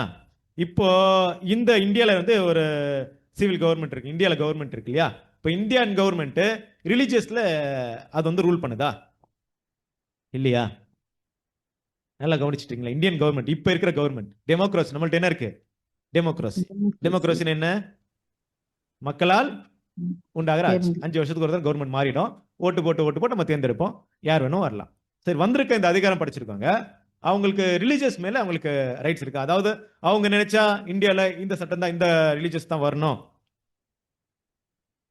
இந்த ரிலிஜியஸ் தான் எல்லாருமே ஃபாலோ பண்ணணும் அப்படிங்கிற ஒரு உரிமை இருக்கா? அப்படின்னா நம்ம இந்தியன் லா பிரகாரம் அப்படிங்கிற சட்டம் அவங்களுக்கு உரிமை இல்ல. அவங்க என்ன பண்ண முடியாது? ரிலிஜியஸ்ல கையை வச்சு எனக்கு பிடிச்ச ரிலிஜியஸ் இது இருக்கணும் இல்லைங்கிற ஒரு உரிமை இல்லை. இந்தியன் கான்ஸ்டிடியூஷன் பிரகாரமாக அதோடைய சட்ட உரிமைகள் பிரகாரமாக அந்த மாதிரி வேலை இல்லை. ஒரு ரிலிஜியஸை கையை வச்சு ரிலிஜியஸ் வந்து இங்க ஒரு இந்தியாவுக்கு இந்த ஒரு சட்டம் தான், இந்த ஒரு ரிலிஜியஸ் தான் அப்படிங்கிறது சொல்ற அளவுக்கு இல்லை இல்லையா? ஏன்னா இந்தியா எப்படி இருக்கு? பல விதமான ஜனங்களை கொண்டிருக்கு. அந்த இது நம்ம இதுல இல்லை, நம்ம சட்டத்துல இல்லை அப்படி ஒரு விஷயம். அவர் லெவலுக்கு ஒரு இது இருக்கு. ஆனா மறைமுகம் என்ன பண்ணலாம். மறைமுகமாக தனக்கு பிடிச்சிருக்கிற மதத்தை என்ன பண்ணலாம், சப்போர்ட் பண்ணலாம், அதை என்கரேஜ் பண்ணலாம். அது நடந்துட்டு இருக்கா? இந்தியாவில் நடக்குதா இல்லையா? நல்லாவே நடக்குது இல்லையா? இதை போல இந்த பாபிலோன் சிஸ்டம், அதாவது பேர்கிறிஸ்து அமைப்புக்கு யார் ஒருவர் முற்றிலுமாக ஒத்துழைப்பு கொடுக்கிறார்களோ அந்த அமைப்பு தான் என்ன? வலு சர்ப்பம். இப்ப அவங்கள்ட்ட என்ன இருக்கும்? அவங்கள்ட்ட ஆளுகை பவர் இருக்கும். இப்ப நம்ம பைபிள்ல பாக்குறோம்ல, பைபிள் வந்து தேவன் என்ன பண்ணியிருக்காரு, இஸ்ரேல் ஜனங்களை பொறுத்த வரைக்கும் 2 முக்கியமான ஒரு அமைப்பா பிரிச்சு வச்சிருந்தார். ஒரு அமைப்பு என்ன? ரூலிங். இன்னொரு அமைப்பு ரிலிஜியஸ். யாரு ரூலிங் பண்றவங்க? எந்த கோத்திரத்துல இருந்து வருவாங்க? இஸ்ரேல்ல ரூல் பண்றதுக்கு எந்த கோத்திரத்துல இருந்தா வரணும்? Ju- இங்கதான் இருக்கீங்களா எல்லாருமே? யூதா சத்தமா சொல்லுங்க. பாத்துச்சு. யூதா Judah. கோத்திரம். குட். சத்தமா சொல்லுங்க, ஏன்னா எனக்கு கேட்க மாட்டேங்க. Very good. யூத கோத்திரத்துல வரணும். இப்ப இந்த யூத கோத்திரத்துல இருக்கிறவரு அவருடைய வேலை என்னதான் மட்டும்தான்? அவருடைய வேலை ரூல் மட்டும்தான். தப்பி தவறி போய் என்ன பண்ணக்கூடாது, ரிலீஜியஸ்ல ஒரு கை வைக்கிற மாதிரி இல்ல. அதுக்கு யார் இருக்காங்க? வெரி குட், லேவி கோத்திரத்தை இருக்காங்க. இந்த லேவி கோத்திரத்தோட வேலை என்ன? ரிலீஜியஸ், மதம். அதாவது பலி செலுத்துவது, ஆசரிப்பு கூடாரம், இந்த வேலைகள் எல்லாம் கவனிக்கிற வேலை யார் கையில இருக்கு? இவங்க கையில இருக்கு, லேவியர் கையில. இந்த ராஜா ஒருபோதும் போயிட்டு என்ன பண்ண முடியாது, பலி செலுத்தக்கூடாது இல்லையா? பலி செலுத்துற வேலையை அவர் கையில எடுத்துக்க முடியாது. அதனாலதான் சவுல் வந்து என்ன பண்றாரு, சாமுவேல் வரது முன்னாடி அந்த வேலை செஞ்சதுனால தான் தேவனுக்கு அவருக்கு மேல மனக்கசப்பு வந்துருச்சு இல்லையா? அந்த வேலை செய்யற மாதிரி இல்லை, அவங்களுக்கு கொடுக்க வேலை அவங்க தான் செய்யணும். அதே நேரத்துல இந்த ரூல் அதாவது மதத்துல இருக்க முடியாத ரூல் பண்றது வரக்கூடாது இல்லையா? எந்த ஒரு லேவியனும் நான் வந்து ராஜா அப்படின்னு சொல்ல முடியாது. அவர் வந்து என்ன பண்ண முடியாது, ரூல் பண்ண முடியாது. ஏன்னா இது அவங்களுக்கு கொடுக்கப்பட்டிருக்க வேலை. ஒரு தீர்க்கதரிசியா இருக்கலாம், தீர்க்கதரிசியா இந்த என்ன பண்ணலாம், ஒரு ஆலோசனை கொடுக்கலாம். ஆனா அவர் என்ன ஆக முடியாது, ராஜா ஆக முடியாது. கரெக்டுங்களா? ஒரு பிரீஸ்ட், ஒரு என்ன பண்ணலாம், ப்ராஃபஸ்டா இருக்கலாம். ஆனா ஒரு கிங்ஷிப் வர முடியாது. ஆனா ஒரு கிங் அந்த ரூலிங் தாண்டி தேவனுடைய ஆராதனை விஷயத்துல என்ன பண்ண முடியாது, கையை வைக்க கூடாது. இது வந்து தேவன் இஸ்ரேல்ல கொடுக்கப்பட்டிருக்க ஒரு ஒழுங்குமுறைகள். கரெக்டா? அதே போலத்தான் பிரசன்ட் கண்டிஷன்ல பார்க்கும்போது என்ன இருக்கு, கிறிஸ்துவம் தேவனுடைய பிள்ளைகள் என்ன பண்றது இல்லைன்னா ஆளுகை பண்ண போறது கிடையாது. நம்ம என்ன என்ன கண்டிஷன்ல இப்ப இருக்கோம்? நம்ம நிலைமை என்ன? இந்த 2 வகுப்புல யூத கோத்திரத்தார் ராஜாவா இருக்காங்க, லேவி கோத்திரத்தார் ஆசிரியர் இருக்காங்க. இன்னைக்கு உடன்படிக்கை செய்திருக்க பிள்ளைகள் நம்ம யூத கோத்திர அந்த ஆங்கிள் இருக்கிறோமா, இல்ல லேவி கோத்திரங்கிற அந்த ஒரு பலி செலுத்தக்கூடிய அந்த ஆங்கிள் இருக்கிறோமா இல்லையா? நம்முடைய ஒரு வேலை இன்னைக்கு பலி செலுத்துற வேலை. ஏன்னா இயேசு சொல்லிட்டா, என்னோட ராஜ்யம் உலகத்துக்கு உரியது இல்ல அப்படின்னா நம்ம ராஜ்யம் கூட என்ன இல்ல, இந்த உலகத்துக்கு உரியது இல்ல. கரெக்டுங்களா? நம்ம பலியை சரியா செலுத்திட்டோம் அப்படின்னா மீண்டும் அந்த யூத கோத்திர சிங்கமா இருக்கிற இயேசு கிறிஸ்துவோட நம்மளும் சேர்ந்து ஆளுகை செய்யக்கூடிய வாய்ப்பு நமக்கு இருக்கு. பலியை செய்யலைன்னா நமக்கு என்ன வாய்ப்பு இல்ல, அந்த வாய்ப்பு இல்ல. அப்படின்னா நம்முடைய வேலை என்னன்னா, நம்மளையே ஜீவ பலியை கொடுக்கிற இந்த வேலை தான் இங்க நடந்துட்டு இருக்கு. கரெக்டா? இது தேவனுடைய நியதி, தேவன் வச்சிருக்க சட்டம். இந்த சட்டத்தை என்ன பண்ணோம், எப்பவுமே பிரேக் பண்ற மாதிரி இல்ல. எஸ்பெஷலி தேவனுடைய பிள்ளைகள் இன்னைக்கு புரிஞ்சு கொள்ளக்கூடிய விஷயம் என்னன்னா, இந்த சத்தியத்துக்குட்பட்டு அர்ப்பணித்து தேவனுக்காக தங்களை உடன்படிக்கை செய்த, நல்மனசாட்சியின் உடன்படிக்கை செய்த அனைத்து தேவனுடைய பிள்ளைகளும் இந்த உலகத்தோடும் அவருடைய அரசாங்கத்தோடும் நமக்கு என்ன இல்ல, எந்த தொடர்பும் இல்ல. எலெக்ஷன்ல நிக்கலாமா? நம்ம என்ன பண்ணலாம், நம்மளும் பேர் புகழ் அதிகாரத்தை என்ன பண்ணலாம், ரொம்ப நல்ல கேரக்டர் இல்லையா நம்மள்ட்ட? யோசனை பண்ணி பாருங்க. சிம்பிளா சொல்றேன். இப்போ ஒரு இன்னைக்கு ஒரு பிரசிடென்ட் இது யார் எம்எல்ஏ வேற இருக்கிறாரு, அவரை கம்பேர் பண்ணும்போது நமக்கு நல்ல மனசு இல்லையா? ஜனங்கள் நல்ல செய்யணும் மனசு இல்லையா? நிக்க கூடாதா இல்லையா? அந்த மாதிரி விஷயத்தை நம்ம என்ன பண்ண கூடாது. இப்போ நம்ம நல்லவங்க எவ்வளவு நல்லவங்களா இருந்தாலும் இந்த ஓட்டத்தோடு முடிகிற வரைக்கும் இந்த உலக ஆளுகைக்கு நமக்கு என்ன இல்லை, எந்த சம்பந்தம் இல்லை. இதுதான் தேவனுடைய பிள்ளைகளுக்கு சொல்லியிருக்க விஷயம். வேதத்துல அதான் சொல்லியிருக்காரு. நம்ம ஏற்கனவே வாசிச்சோம், பயப்படாத சிறுமந்தியே ராஜ்யத்தை கொடுக்க பிதா என்ன இருக்காரு, சித்தமா இருக்காரு. நீங்க உண்மையா ஓடி முடிச்சீங்கன்னா, நீங்க உண்மையா அந்த சிறுமந்தியா இருந்தீங்கன்னா உங்களுக்கு அந்த ராஜ்யத்தை கொடுப்பார். ஆனா சபைக்குள்ள என்ன நடந்துருச்சு இல்லையா? பாருங்க, இந்த வலு சிறப்பத்தை பத்தி பார்த்தோம். இந்த வலு சிறப்பத்தை நம்ம என்னன்னு பார்த்தோம், வாசிங்க இந்த இடத்துல. வேதத்தில் எந்த இடத்தில் காணப்பட்டாலும் வெளிப்படுத்தலின் வலு சர்ப்பமானது முற்றிலும் சமூக அதிகாரங்களையே குறிப்பிடுவதாக உண்மையில் எல்லா வேத வல்லுநர்களும் ஒப்புக்கொள்கின்றனர். இதனால் உலகத்தின் எல்லா அதிகாரங்களும் தீயவை என்றே தீயவை என்றோ பிசாசுக்குரியவை என்றோ நாம் குறிப்பிடுவதாக புரிந்து கொள்ளக்கூடாது.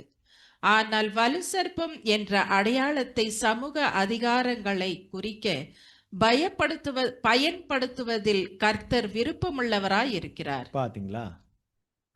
இப்ப என்ன இருக்குன்னா, இந்த சமூக அதிகாரம் இங்க இருக்கு.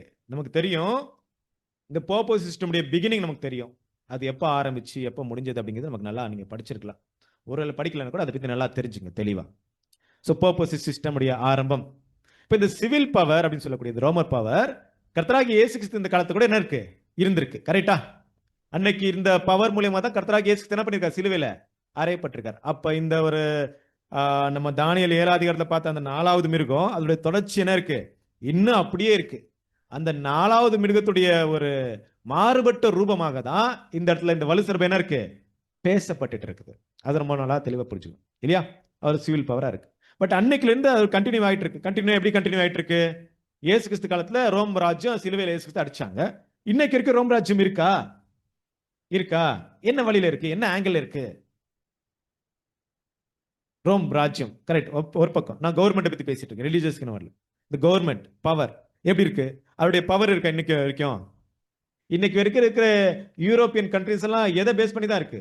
அந்த 10 கொம்புகள் பார்க்கிறோம் இல்லையா? அதே நேரத்தில் அந்த காலில் இருக்க 10 விரல்கள் பார்க்கிறோம் இல்லையா? அந்த 10 விரல்களுடைய காலப்பகுதி எந்த காலப்பகுதி? இப்ப கடைசியில தான் அந்த 10 பீஸா இருக்கிறது. அப்ப அவருடைய பவர் என்ன இருக்கு? இன்னைக்கு வரைக்கும் இருக்கு. அப்படின்னா இந்த சிவில் பவர்ஸ் இன்னைக்கு இருக்கக்கூடிய யூரோப்பியன் கண்ட்ரிஸோ இன்னைக்கு இருக்கிற நாடுகளோ யாருக்கு ஒத்துழைக்க வேண்டியதா இருக்கும்? யாருக்கு அவங்க ஒன்றுபட்டு போவாங்க, ஒன்று சேருவாங்க?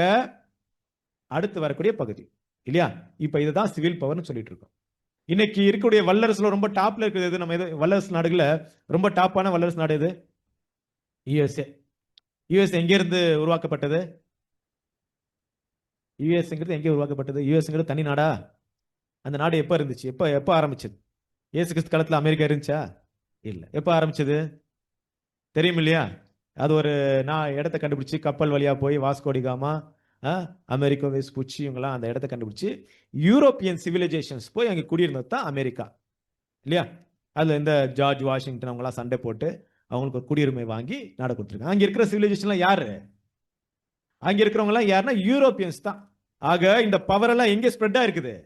இந்த சிவில் பவர் எல்லா பக்கம் இன்னைக்கு ஸ்ப்ரெட்டா இருக்கு. இது ஒரு பகுதி. இந்த அமைப்பு, இந்த அத்தாரிட்டி, ராஜரிகம், ஆளுகை செய்யக்கூடிய பகுதியெல்லாம் ஒரு பக்கம் காணப்படுது இல்லையா? இது தான் இந்த இடத்துல கடைசி கட்டத்தில் நம்ம பார்க்கக்கூடிய அந்த வலு சர்ப்பம். கரெக்டா? ஏற்கனவே அது இருந்திருக்கலாம், அது வெவ்வேறு ரூபத்தில் காணப்பட்டிருக்கலாம். ஆனா இப்ப நம்ம பார்க்கிற விஷயம் என்னன்னா, ஆர்மகதன் யுத்தத்திற்கு தயாராகக்கூடிய அந்த வலு சர்ப்பத்தை பத்தி பார்த்துட்டு இருக்கோம். அந்த காலகட்டத்தில் இருக்கிற வலு சர்ப்பம் இன்னைக்கு இருக்கக்கூடிய சிவில் பவர்ஸ், அதாவது மேபி யூரோப்பியன் கண்ட்ரிஸ், இன்னும் தெளிவா சொல்ல போனா அந்த தவறான மத அமைப்புக்கு யாரெல்லாம் கை கொடுக்கிறார்களோ, கை சேர்க்கிறார்களோ, வல்லரசு எடுத்து கொடுக்கிறார்களோ அவங்க எல்லாம் யாரா இருக்காங்க? இந்த வலு சர்ப்பமா இருக்கு. கரெக்ட்டுங்களா? சோ இதை நம்ம என்ன பண்ணோம்? தெளிவா புரிஞ்சு. கிளியரா இருக்கா? புரிஞ்சிருச்சா? என்ன கன்ஃபியூஷன் இருக்கா இதுல? சொல்லுங்கக்கா, ஏதோ உங்களுக்கு டவுட் இருக்கா? இல்லையா? இந்த வலு சர்ப்பங்கிறது புரிஞ்சு போச்சா? இல்ல என்ன உங்களுக்கு டவுட் இருந்தா சொல்லுங்க. உங்களுக்கு ஏதாவது கேள்வி இருக்கு இல்லையா? சரி, பரவாயில்ல, நீதான் நம்ம கேளுங்க, எழுதி வச்சு கேளுங்க. ஓகேங்களா? அன்பான சகோதரர்களே, இந்த வலு சர்ப்பங்கிறது கடைசி நம்ம வாழ்ந்துட்டு இருக்க காலத்துல கூடிய இந்த யூரோப்பியன் சிவில் பவர்ஸை நல்லா ஞாபகம் வச்சு. ஓகே, அதுதான் இங்க அடையாளப்படுத்திட்டு இருக்கு. ஓகே, இப்போ நம்ம ரெண்டாவது என்ன பார்க்கணும்? ரெண்டாவது என்ன எது பார்க்கணும்? மிருகம், பீஸ்ட். என்ன பேர் அது? பீஸ்ட். அந்த பீஸ்ட் அப்படின்னு சொல்லும்போது, மிருகம் சொல்லும்போது இது எதை குறிக்கலாம்? எதுவா இருக்கலாம்? பீஸ்ட் எதை குறிக்கலாம்? இல்லையா? பாருங்க, இவங்களெல்லாம் நம்ம புரிஞ்சுக்கணும் மட்டும்தான் ஆறுமுகத்தின் ஏன், எப்படி, எதனால நடக்க போகுது அப்படிங்கிற விஷயத்தை என்ன பண்ண முடியும்? புரிஞ்சுக்க முடியும். நான் இங்க பார்த்துட்டு இருக்க பகுதி என்ன தெரியுமா? நம்ம என்ன சாப்டருக்குள்ள போல, நம்ம அவருடைய முன்னுரையை தான் பார்த்துட்டு இருக்கோம். நான் அதை ஸ்கிப் பண்ணலான்னு பார்த்தா அதோடைய டாபிக் ரொம்ப பெருசா இருக்கு. இதை முன்னுரையை மைண்ட்ல வச்சுட்டு உள்ள என்ட்ராகணும்னா அங்க இருக்கிற பகுதியில் நம்மளால என்ன பண்ண முடியும்? தெளிவா புரிஞ்சுக்க முடியும். அந்த பகுதி தான் பார்த்துட்டு இருக்கோம். இன்னும் லெசனுக்குள்ள என்டர் ஆகல, நம்ம உள்ளே போல. அந்த முன்னுரையில இருக்கக்கூடிய அந்த விஷயங்களை இவ்வளவு அதிகமான தகவல் நம்ம தெரிஞ்சுக்க வேண்டியதா இருக்கு. பேசிக். இப்ப நம்ம பாக்குறதுல என்ன? பேசிக். ஆரம்பகத்த நித்தத்தை புரிஞ்சு கொள்வதற்கு நம்ம பேசிக்கான விஷயத்தை பார்த்துட்டு இருக்கோம். இதை புரிஞ்சுட்டோம்னா உள்ள போய் மற்ற விஷயங்களை என்ன பண்ண முடியும்? புரிஞ்சுக்க முடியும். சரி, இப்ப நம்ம பார்க்கலாம். அந்த மிருகம் வாசிக்கிறோம் இல்லையா? அப்பொழுது வருசர்பத்தின் வாயிலும் மிருகத்தின் வாயிலும் அப்படின்னா இந்த மிருகம் எதை குறிக்கிறது? Protestant Protestant. churches. ஓகே, சொல்ல சீக்கிரம் போயிட்டீங்க. சரி, அன்பான சரோசரியில இதே மிருகம் இன்னொரு இடத்துல கூட பேசப்பட்டிருக்கு வெளிப்படுதல்ல. வாசிக்கலாம். வெளிப்படுதல் 13ஆம் அதிகாரம் 2ஆம் வசனம். வெளிப்படுத்தின விசேஷம் 13ஆம் அதிகாரம் 2ஆம் வசனம். நான் கண்ட மிருகம் சிறுத்தையைப் போல் இருந்தது.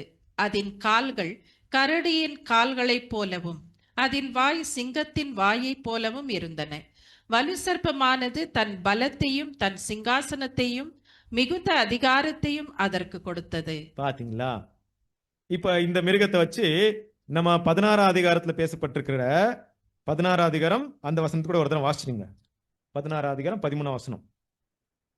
அப்பொழுது வலுசர்ப்பத்தின் வாயிலும் மிருகத்தின் வாயிலும் கள்ள தீர்க்கதரிசியின் வாயிலும் இருந்து தவளைகளுக்கு ஒப்பான 3 அசுத்தாவிகள் புறப்பட்டு வர கண்டேன். பாத்தீங்களா? இந்த இடத்துல சொல்லப்பட்டிருக்கு அந்த ஒரு என்ன மிருகம். இந்த மிருகம் தான் 13ஆம் அதிகாரம் 2ஆம் வசனத்தை சொல்லப்பட்டிருக்கு. வெளிப்படுதல் 13ஆம் அதிகாரம் 2ஆம் வசனத்துல இதே மிருகம் தான் பேசப்பட்டிருக்கு. இப்ப இங்க இந்த மிருகத்தை பத்தி பேசிட்டாங்க. அங்கே 16ஆம் அதிகாரத்துல பேசப்பட்டிருக்க மிருகத்தை 13ஆம் அதிகாரத்துல தான் அதோட பிகினிங் இங்க ஆரம்பிக்குது. 13ஆம் அதிகாரத்துல பேசும்போது அதோடைய சில குணலட்சணங்களை பத்தி பேசிட்டு இருக்காங்க. என்னெல்லாம் இருக்க போகுது அதை வச்சு சில க்ளூ கொடுத்துட்டு இருக்காங்க. வெறும் மிருகம் மட்டும் பேசாம, நான் கண்ட மிருகம் சிறுத்தையை போல் இருந்து அதன் கால்கள் கரடின் கால்களைப் போலவும் அதன் வாய் சிங்கத்தின் வாயைப் போலும் இருந்தன. வலுசர்பமானது தன் பலத்தையும் தன் சிங்காசனத்தையும் மிகுந்த அதிகாரத்தையும் அதற்கு கொடுத்தது. சரி, இந்த க்ளூ, இந்த அடையாளம் கொடுக்கும் போது உங்களுக்கு என்ன ஞாபகம் வருதா? இங்க ஒரு அடையாளம் கொடுத்துட்டு இருக்காங்கல்ல, இப்படி இருந்துச்சுப்பா, அதை படிக்கும் போது உங்களுக்கு என்ன ஞாபகம் வருது?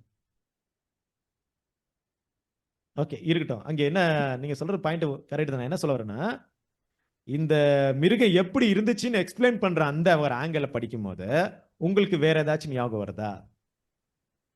கள்ள தீர்க்கதரிசி. தானியேல் 7ஆம் அதிகாரம் ஞாபகம் வருதா? இந்த மிருகத்துக்கு தானியேல் 7ஆம் அதிகாரத்துல பாக்குறோமே, சிறுத்தை, கரடி, சிங்கம், அதுதானே பார்த்தோம் 7ஆம் அதிகாரத்துல. இந்த மிருகம் இங்க பேசப்பட்டிருக்க மிருகத்துல அங்கே தானே பார்த்தோம்.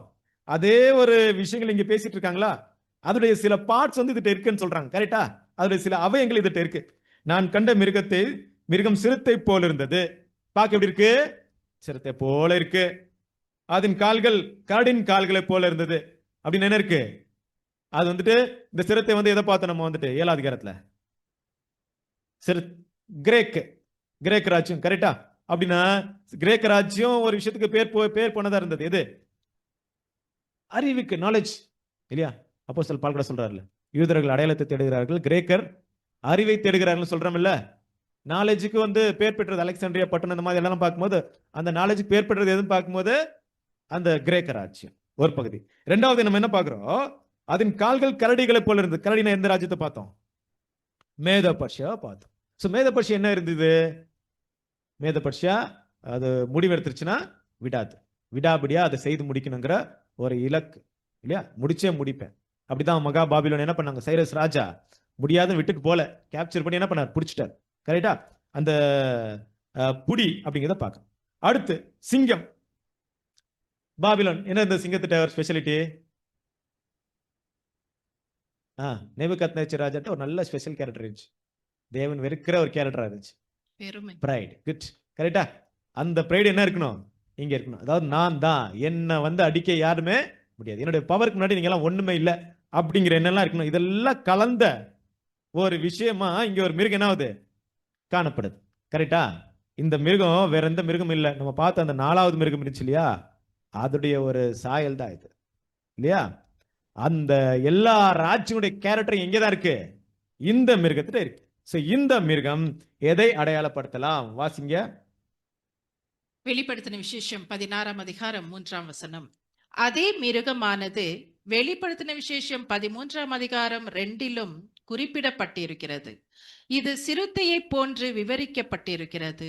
வெளிப்படுத்தலை விளக்கி சொல்லும் புராட்டஸ்டன்ட் சபையார் இந்த அடையாளமானது போப்பு முறைமையை போப்பை அல்ல, கத்தோலிக்க சபையை அல்ல, கத்தோலிக்க தனிநபரையும் அல்ல, ஆனால் நூற்றாண்டுகளாய் இருந்து வரும் ஒரு முழு அமைப்பை குறிக்கிறது என்பதை ஒப்புக்கொள்கின்றனர். பாத்தீங்களா? அப்ப இது என்ன தெரியுங்களா? இந்த மிருகம் என்ன? போப்பசி சிஸ்டம். புரியுதுங்களா? போப்பு மார்க்கம் இது ரிலிஜியஸ். நம்ம வலுசர்பம் பார்த்தது என்ன? அது சிவில் பவர், அதிகாரம். இது மதம். ரெண்டுமே வேற வேற, நல்லா புரிஞ்சுங்க. இந்த மதம் யார்கிட்ட தான் இருக்கு? மத சார்பற்ற அந்த ஒரு அமைப்பு எதுதான் பார்க்கும்போது இந்த மிருகம். இந்த மிருகத்துக்கு வலுசர்பம் என்ன பண்ணிச்சான்? அதிகாரத்தை பவர் எல்லாம் பண்ணிருக்கு, கொடுத்துருக்கு. வாங்கியிருக்காங்களா? போப்பா என்ன பண்ணியிருக்காங்க? அந்த சிவில் பவரை தங்க கண்ட்ரோல்ல வாங்கியிருக்காங்களா? இதெல்லாம் நம்ம பார்க்கிறோம். அன்பான சகோதரர்களே, இங்க பார்க்கிற இந்த மிருகம் இந்த கடைசி கட்டத்தில் இருக்கக்கூடிய இந்த பேர் கிறிஸ்துவ சபை அப்படின்னு சொல்ல முன்னாடி நம்ம தெளிவா என்ன சொல்லலாம் அப்படின்னா, அதுல பல வகை இருக்கு. மொத்தம் அதோடைய அமைப்பு சிஸ்டமா நம்ம சொல்லலாம் இல்லையா? ஆன்டி கிரைஸ்ட், இன்னும் தெளிவா பைபிள் அதுக்கு நிறைய விஷயங்கள் இருக்கு. பாலாக்கும் அருவருப்பு இல்லையா? கிறிஸ்து விரோதி, அந்தி கிறிஸ்து, இந்த மாதிரி இருக்கு, நிறைய இருக்கு. இந்த மாதிரி எல்லாத்தையும் சேர்ந்த என்னன்னு பார்க்கும்போது இந்த இடத்துல இந்த மிருகத்தை அடையாளப்படுத்திட்டு இருக்கு. ஓகே, இப்ப நமக்கு என்ன தெரிஞ்சிருச்சு? வலுசர்பம் என்ன தெரிஞ்சிருச்சு, அதுக்கப்புறம் மிருகம் என்ன தெரிஞ்சிருச்சு. இப்ப இந்த மிருகத்திட்ட தேவனுடைய பிள்ளைகள் நீங்க பார்க்கணும், நல்லா கவனிக்கணும். நம்ம தான் கவனிக்கணும், வேற யாரும் கவனிக்க முடியாது. இன்னைக்கு இருக்கிற பேர் கிறிஸ்து மண்டலத்துல அதே ஒரு சிறுத்தையின் அறிவும், அதே ஒரு கரடியை போல ஒரு புடியும், அதே போல சிங்கத்தை போல மேட்டிமை கொண்ட அந்த குணலட்சங்களை கலந்திருக்கா அப்படிங்கிறது என்ன பண்ணோம்? பார்க்கணும். கரெக்டா? அந்த கிறிஸ்து நம்ம பார்க்கும்போது அவருடைய காலப்பகுதி வந்து பைபிள்ல குறிக்கப்பட்டிருந்தது 1260 நாட்கள். பிகினிங் எங்க? 539, 539. முடிவு எங்க? 1799. என்ன நடந்துச்சு 1799ல? லாஸ்ட் டைம் கூட நான் சொல்லியிருக்கேன். என்ன நடந்துச்சு? 1799ல இந்த அந்தி கிறிஸ்து பைபிளை தான் நம்ம பார்த்துட்டு இருக்கோம், வேதவசனம் தான் கவனிச்சுட்டு இருக்கோம். ஏன்னா வேதவசனம் சொல்லிச்சு 1260 நாட்கள், 42 மாதம், 3.5 வருஷம், இதெல்லாமே ஒரு முக்கியமான விஷயத்தை பத்தி பேசிட்டு இருக்கு இல்லையா? இந்த ஒரு 1260 நாட்கள்ங்கிறது 1260 வருஷமா நம்ம எடுக்கும் போது இதெல்லாம் உங்களுக்கு தெரியும். தீர்க்கதரிசிக்கு ஒரு நாள்னா ஒரு வருஷம் அப்படிங்கிறது. அது 539 இருந்து 1799ல முடியுது. கரெக்டா? முடிஞ்சிருச்சு. அன்பான சகோதரர்களே, அப்ப அது முடிஞ்சிருச்சு. இது 1799ல தான் முடிஞ்சிருச்சுன்னு சொல்றதுக்கு நமக்கு ஒரு எவிடன்ஸ் வேணுமா? இல்ல, எந்த எவிடன்ஸ் இருந்துச்சு நமக்கு சரித்திரபூர்வமாக? யார் அரெஸ்ட் ஆனது? யார் அரெஸ்ட் பண்ணது? வெரி குட், அதான் வேணுமா? அது இல்லையா? நெப்போலியன் போனபட்ட என்ன பண்ணிட்டாரு? அவர் அரெஸ்ட் பண்ணிட்டார். இப்போ இப்படி அரெஸ்ட் பண்றது ஒரு முடிவா? இது வந்து முடிவான்னு பார்க்கும்போது கண்டிப்பா 1260 நாட்களும் முடிவு தான். கரெக்டுங்களா? 1260 நாட்கள்ல அதுக்கு அந்தி கிறிஸ்துவுக்கு கொடுக்கப்பட்ட டைம் முடிவு. அவனுடைய ரூலிங் பவர் என்ன? இல்லை, இதுமே இதுக்கப்புறம் இதுக்கு முன்னாடி அவங்க பண்ண அந்த ரூல் என்ன பண்ண முடியாது, பண்ண முடியவே முடியாது. பண்ணிட்டு இருக்காங்களா இன்னைக்கு? ஒரு காலத்துல அவங்க பண்ண அந்த ரூலை இப்ப பண்ண முடியுதா? ஏன் பண்ண முடியல? என்ன நடந்துக்கலாம்? ஏன் இன்னைக்கு அந்த அதிகாரத்தை போப்பு உலகெல்லாம் போறாரு, எல்லாம் போயிட்டு இருங்கப்பா, ஏன் எங்களை சண்டை போட்டுக்கிறீங்க, எல்லாம் அத்தாரிட்டி என்கிட்ட கொடுங்க, நான் சமாதானப்படுத்துறேன். அமெரிக்கா நீவும் பவரை கொடு, எல்லாரையும் பவர் கொடுங்க. நீங்க ஏன் எல்லாம் ஒருத்தங்க அடிச்சுக்கிறீங்க? உங்களுக்கு சமாதானம் தானே வேணும், நான் பேசி சமாதானம் எடுத்துட்டு வரேன். அப்படி அவங்களால எடுக்க முடியாதா? அந்த மாதிரி எடுத்துட்டு அதிகாரத்தெல்லாம் அவங்க வாங்கிட்டு மறுபடியும் ரூல் பண்ண முடியாதா? பண்ண முடியாதா? இதெல்லாம் யோசிச்சிருக்கமா? அன்பான சகோதரர்களே, இதெல்லாம் நம்மளே சார்ந்திருக்க விஷயம். அவங்க அப்படியெல்லாம் ஒன்னாங்கன்னா அவங்களுக்கு எதிரி யார் தெரியுமா? யாரு? நம்ம தான். நம்ம மட்டுமே தான் எதிரி, வேற யாரும் எதிரே நிக்க மாட்டாங்க. இவ்வளவு பெரிய அமைப்போட தனித்து நிக்கிறதுக்கு ஒரு தைரியம் வேணும் இல்லையா? ஒரு பயங்கரமான நம்பிக்கை வேணும். அந்த நம்பிக்கை இந்த உலகத்துல யாருக்குமே கிடையாது. அவங்களுக்கு ஆப்போசிட்டா நிக்கிறதுக்கு, ஒண்டியா இருந்தாலும் பரவாயில்ல நிக்கிறதுக்கு. பார்க்கலாம், நம்ம கடைசியில் ஒரு விஷயத்த சொல்றேன் உங்களுக்கு. ஒண்டியா இருந்தா நிக்கிறதுக்கு யாருக்குமே கிடையாது. யார் தான் நிக்க போறோம்? விட்டுருவாங்களா சும்மா? ஒரு நாடு வல்லரசா இருக்கும்போது ஒண்ணுமில்லாத நாடு எதிர்த்து பேசினா அந்த வல்லரசு நாடு சும்மா விட்டுருமா? அப்படிதான் நடந்துட்டு இருக்கு இன்னைக்கு உலகத்துல. எது வல்லரசு இல்லையா அந்த வல்லரசு நாடு நான் சொல்றதான் நீ கேட்கணும். எதிர்த்து பேசினா உன்னை அழிச்சிடுவேன், கொன்றுவேன், குண்டு மலை போட்டுருவேன், அப்படி நம்ம பேசிட்டு நடந்துட்டு இருக்கு இல்லையா? இன்னைக்கு நம்மளாம் எப்படி இருக்கணும்? நம்ம சிறுமந்தை எப்படி இருக்கு இன்னைக்கு உலகத்துல? நமக்குன்னு என்ன படை இருக்கா? சோல்ஜர் இருக்கா? சரி, இன்னைக்கு உலக அளவுல வேதமானது தான் ரெக்கக்னைஸ் இருக்கா இல்லையா? நம்ம போயிட்டு எங்கன்னா போய் சொன்னா, பொதுவாகவே கிறிஸ்தவங்கள்ட்ட சொன்னா, வேதம் ஜெகோவா விட்னஸ் வரலாம் இருக்கலாம், வேதம் சொன்னா நிறைய பேருக்கு என்ன வருதுல இல்லையா? நம்ம ஒண்ணுமே இல்ல, உலகத்துல ஒண்ணுமே கிடையாது. ஆனா நம்ம அவங்களை எதிர்த்து நிக்கிறோமா? எப்படி முடியுங்க? அவங்க அந்த பவர் எதிர்த்து தான் நிக்கணும். எந்த வழியும் நிக்க போறோம்? யோசிச்சு பாருங்க அன்பான சரஸ்வரியில. இன்னைக்கு ஏன் போப்புனால அது முடியல தெரியுமா? ஏன்னா சத்தியம் ஸ்ப்ரெட் ஆயிடுச்சு. ட்ரூத். இந்த சத்தியத்தை எதிர்த்து நிக்கிறதுக்கு மாபெரும் சக்தி வேணும். அந்த சக்தி தான் இந்த கூட்டுதல் எல்லாம். இதுக்கு முன்னாடி போப்பு ஒருத்தர் என்ன பண்ணாரு? ரூல் பண்ண. இப்ப என்ன இருக்கு? இப்ப எல்லாரையும் சேர்த்தாதான் அந்த பவர் கிடைக்கும் எனக்கு. இந்த சத்தியத்தோட எதிர்த்து நிக்க இன்னைக்கு இருக்கிற தேவனுடைய கர்த்தராகிய இயேசு அந்த வல்லமை எதிர்த்து நிக்க அவருக்கு எக்ஸ்ட்ராடினரி பவர் வேணும். அந்த பவரோட வலு சர்ப்பம் இவங்களும் சேர்ந்தா மட்டும் பத்தாது, கூட இன்னொருத்தங்க யார் சேரணும்? ஃபால்ஸ் ப்ராஃபெட், கள்ள தீர்க்கதரிசி கூட என்ன பண்ணணும்? சேரணும். பாருங்க, அந்த பவரை வாங்கிக்கணும். அன்பான சகோதரர்களே, 1799ல ஆன்டி கிரைஸ்டுக்கு மிகப்பெரிய அடி வந்துருச்சு. மீண்டுமா அந்த அளவுக்கு பவர்ல நிக்கல. ஆனா இது வரைக்கும் ஆன்டி கிரைஸ்ட் என்னதான் யோசனை பண்ணிட்டு இருக்கு? அந்த மிருகம் என்னதான் துடிச்சிட்டு இருக்கு? மீண்டும் ஒரு தடவை நான் என்ன பண்ணும்? அந்த பவருக்கு வரணும், அந்த அத்தாரிட்டிக்கு வரணும், அந்த ரூல் எப்படின்னா எடுக்கணும். இதெல்லாம் உள்ளுக்குள்ளே நடந்துட்டு இருக்க விஷயம். கரெக்டா? உள்ளுக்குள்ள இந்த திட்டம் என்ன ஆயிட்டு இருக்கு? நமக்கெல்லாம் தெரியல அன்பான சரஸ்வரியில. நம்ம எப்படி உலகத்துக்கு தெரியலையோ அவங்களையும் உலகத்துக்கு தெரியல, அவங்களுடைய திட்டங்களும் உலகத்துக்கு தெரியல. நம்ம சத்தியங்கள் உலகத்துக்கு ஒன்றும் தெரியாத போல இருக்குதோ, இன்னைக்கு இவ்வளவு பிரம்மாண்டமான சத்தியம் தேவனுடைய பிள்ளைகள் மட்டுமே பேசிட்டு இருக்கிறது போல, அவங்களுடைய மாபெரும் திட்டம் கூட யாருக்கு தான் தெரியல? இந்த உலகத்துக்கும் வேற சிஸ்டமுக்கும் ஒண்ணுமே தெரியல. உள்ளுக்குள்ள இது என்ன ஆயிட்டு இருக்கு? நடந்துட்டு இருக்கு. இப்போ அவங்க கூட யார் வரணும்? யார் வரணும் அப்படின்னா கள்ள தீர்க்கதரிசி வரணும். சரிணுமா? சரி, யாரா இருக்கலாம் இந்த கள்ள தீர்க்கதரிசி? வசனத்தை வாசிங்க. வெளிப்படுத்தல் 16ஆம் அதிகாரம் 13ஆம் வசனம். வெளிப்படுத்தின விசேஷம் 16ஆம் அதிகாரம் 13ஆம் வசனம். அப்பொழுது வலு சர்ப்பத்தின் வாயிலும் மிருகத்தின் வாயிலும் கள்ளு தீர்க்கதரிசியின் வாயிலும் இருந்து தவளைகளுக்கு ஒப்பான 3 அசுத்த ஆவிகள் புறப்பட்டு வர கண்டேன். சரி, யாரா இருக்கலாம்? ஒரு பக்கம் இப்ப என்ன ஆயிடுச்சு? போப்பு மார்க்கம், இன்னொரு பக்கம் சிவில் கவர்மெண்ட், இப்போ கூட இன்னொருத்தங்க சேர்ந்துக்கிறாங்க. இன்னொரு பவர் கிடைக்குது, நல்ல ஸ்ட்ரென்த் கிடைக்குது உங்களுக்கு. யாரா இருக்கலாம்? வாசிச்சிருங்க. இது வாசிங்க. பிறகு வலு சர்ப்பமானது ரோம அதிகாரத்தை அடையாளமாய் காட்டுகிறது. உலகத்தில் உள்ள சமூக அதிகாரங்களுக்கு மாதிரியாக இருக்கிறது. மிருகமானது போப்பு மார்க்க அமைப்பின் அடையாளமாக இருக்கிறது. 3வது கள்ள தீர்க்கதரிசியின் அடையாளம் விளக்கப்படும்படி மீதியாய் இருக்கிறது. மிருகத்தின் உருவம் என்று வேறு இடத்தில் அழைக்கப்படுகிற அமைப்புக்கான மற்றொரு பெயர் இது என்று நாம் நம்புகிறோம். வெளிப்படுத்தின விசேஷம் 13ஆம் அதிகாரம் 14ஆம் வசனம்.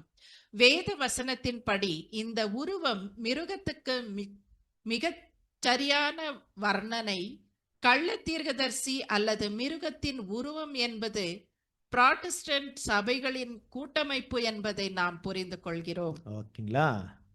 யார் இந்த கள்ள தீர்க்கதரிசி? ஆமா இல்லையா? அம்மா இருக்காங்க, கவர்மெண்ட் இருக்கு, பிள்ளை என்ன இருக்கு? சேரணும். இதோடைய பவர் கள்ள தீர்க்கதரிசி. யோசனை பண்ணி பாருங்க, நல்ல பேர் வச்சிருக்காருல்ல. இன்னைக்கு என்ன இருக்கு? கள்ள தீர்க்கதரிசி. அவங்க செஞ்சுட்டு இருக்க இந்த செயல்பாடுகள் இந்த புரொட்டஸ்டான்ட்டும் அந்த ரோமன் கேத்தலிக்கோட அந்த அமைப்போட ஒன்று சேர்ந்துருச்சுன்னா இவருடைய பவர் எவ்வளவு பெருசு இருக்கும் இல்லையா? இதுதான் நடந்துட்டு இருக்கு அன்பான சராசரியில். இது வரைக்கும் என்ன இருக்குன்னா எவாஞ்சலிக்கல் அலையன்ஸ், இவங்களெல்லாம் ஒன்னா சேர்ந்து கூட்டமைப்பு செய்யக்கூடிய இந்த வேலை தான் நடந்துட்டு இருக்கு. இப்படியெல்லாம் இவங்க ஒன்னா சேர்ந்த பிறகுதான் அவங்க வாயிலிருந்து என்ன வரணும்? 3 தவைகளுக்கு ஒப்பான அசுத்தாவிகள் வரணும். அது அப்புறம் ஃபர்ஸ்ட் இவங்கெல்லாம் ஒன்னு சேர்ற வேலை இருக்கு. இவங்கெல்லாம் ஒன்னா சேரணும். இவங்க ஒன்னு சேர்ந்துட்டானா இந்த பவர் முன்னாடி உலகத்துல எந்த பவரும் கிடையாது. இந்த பவர் வந்து முன்னாடி நின்றுச்சுன்னா இது முன்னாடி எந்த பவரும் கிடையாது. அதுக்கப்புறம் மிருகத்துடைய சொரூபம் இருக்கு. சொரூபம், இமேஜ் ஆஃப் பீஸ்ட், நம்ம பார்க்கலாம். அது என்னன்னு பார்க்கலாம். அதுதான் அடுத்து பேச போறாரு அன்பான சகோதரர்களே. பட் இவங்க எல்லாம் ஒன்னு சேர்ற பிளான் தான் இப்ப நடந்துட்டு இருக்கு. புரொட்டஸ்டான்ட் சபை நீங்க பார்த்துட்டு இருக்கீங்கல்ல, இன்னைக்கு புரொட்டஸ்டான்ட் சபை எப்படி இருக்கு? அவங்களுடைய ஊழியங்கள் எப்படி இருக்கு? அவங்க எந்த அளவுக்கு ஆப்போசிட் என்ன பண்றாங்க? அந்த ஒரு ரோம கேத்தலிக் ஆப்போசிட்டா எவ்வளவுதான் பேசினாலும் ஒரு காலகட்டத்தில் என்ன ஆயிடுவாங்க? ஒன்னாயிடுவாங்க. ஏன் ஒன்னாயிடுவாங்க? எப்படி ஒண்ணாவாங்க? சிம்பிள். பாஸ்ட் சொன்னா கேட்டா எவ்வித போதும். சம்- ம். பாஸ்ட் என்ன சொல்றாரோ கேட்பாங்க. கரெக்டா? ஹெட் என்ன சொல்லுதோ எல்லாம் கேட்பாங்க. கேட்காதவங்க என்ன பண்ணுவாங்க? பாஸ்ட் சொல்லு தப்புன்னு வெளியே வருவாங்க. கரெக்டா? பாஸ்ட் சொல்றதெல்லாம் வேத வாக்கியம் நினைக்கிற என்ன பண்ணுவாங்க? செய்வாங்களா? அமைப்புகள் அப்படித்தானே இருக்கு. பெரியவர் எங்களுக்கு என்ன சொல்றாரோ அவர் தான் கேட்கணும். அவர் தான் அவர் என்ன சொன்னாலும் ஓகே. அந்த மாதிரி எல்லாம் ஒண்ணா நினைக்கும் போது மனிதரால் போதிக்கப்பட்ட அந்த கற்பனை அடிப்படையில அவங்க சொல்ற பேச்செல்லாம் என்ன பண்ணுவாங்க? கேட்பாங்க. அப்படி கேட்கும் போது அன்பான சரஸ்வரியில இப்படி இவங்கெல்லாம் கூட்டமைப்பா இருக்கும் போது இவங்கெல்லாம் ஒண்ணு சேரும் போது இவங்க கூட ஒண்ணு சேராம தனித்து நிக்கிற ஒருத்தரை கிளீனா கண்டுபிடிக்கலாம். யார் அவரு? அதான் ஒருத்தர் இருக்கிறார்ல, பைபிள் தெரியறல்ல ஒருத்தர். அந்த அமைப்பு இருக்குல்ல, ஈஸியா ஐடென்டிஃபை பண்ணலாம். இவர் தான்ப்பா அவர். அது வரைக்கும் என்ன பண்ண முடியாது? நமக்கு கிரேஸ் டைம். அந்த கட்டம் வந்துருச்சுன்னா அவங்களுக்கு ஆப்போசிட் நிக்கிறது யார் தான்? நம்ம தான். இந்த ஒரு விஷயத்தை எங்க பார்த்திருக்கோம்னா ஒரு அருமையான அடையாளத்தை பைபிள்ல நமக்கு காமிச்சிருக்கு. எங்க தெரியுமா? எரோது, எரோதியால். எரோது சிவில் கவர்மெண்ட் அல்லது வலு சர்ப்பம். எரோதியால் அந்த மிருகம் அல்லது போப்போசி. அவருடைய மகள் கள்ள தீர்க்கதரிசி இல்லையா? எரோதுடைய மகள் யாரு? புரோட்டஸ்டன்ட் சபை. இப்ப என்ன பண்ணும்? நாட்டியம் ஆடணும். யார தலை வாங்க? ஓகே, யாருக்கு தலை வேணும்? எரோதியலுக்கு வேணும். யாருக்கு வேணாம்? எரோதுக்கு தேவையில்லை. கரெக்டா? எரோதியலுக்கு வேணும்.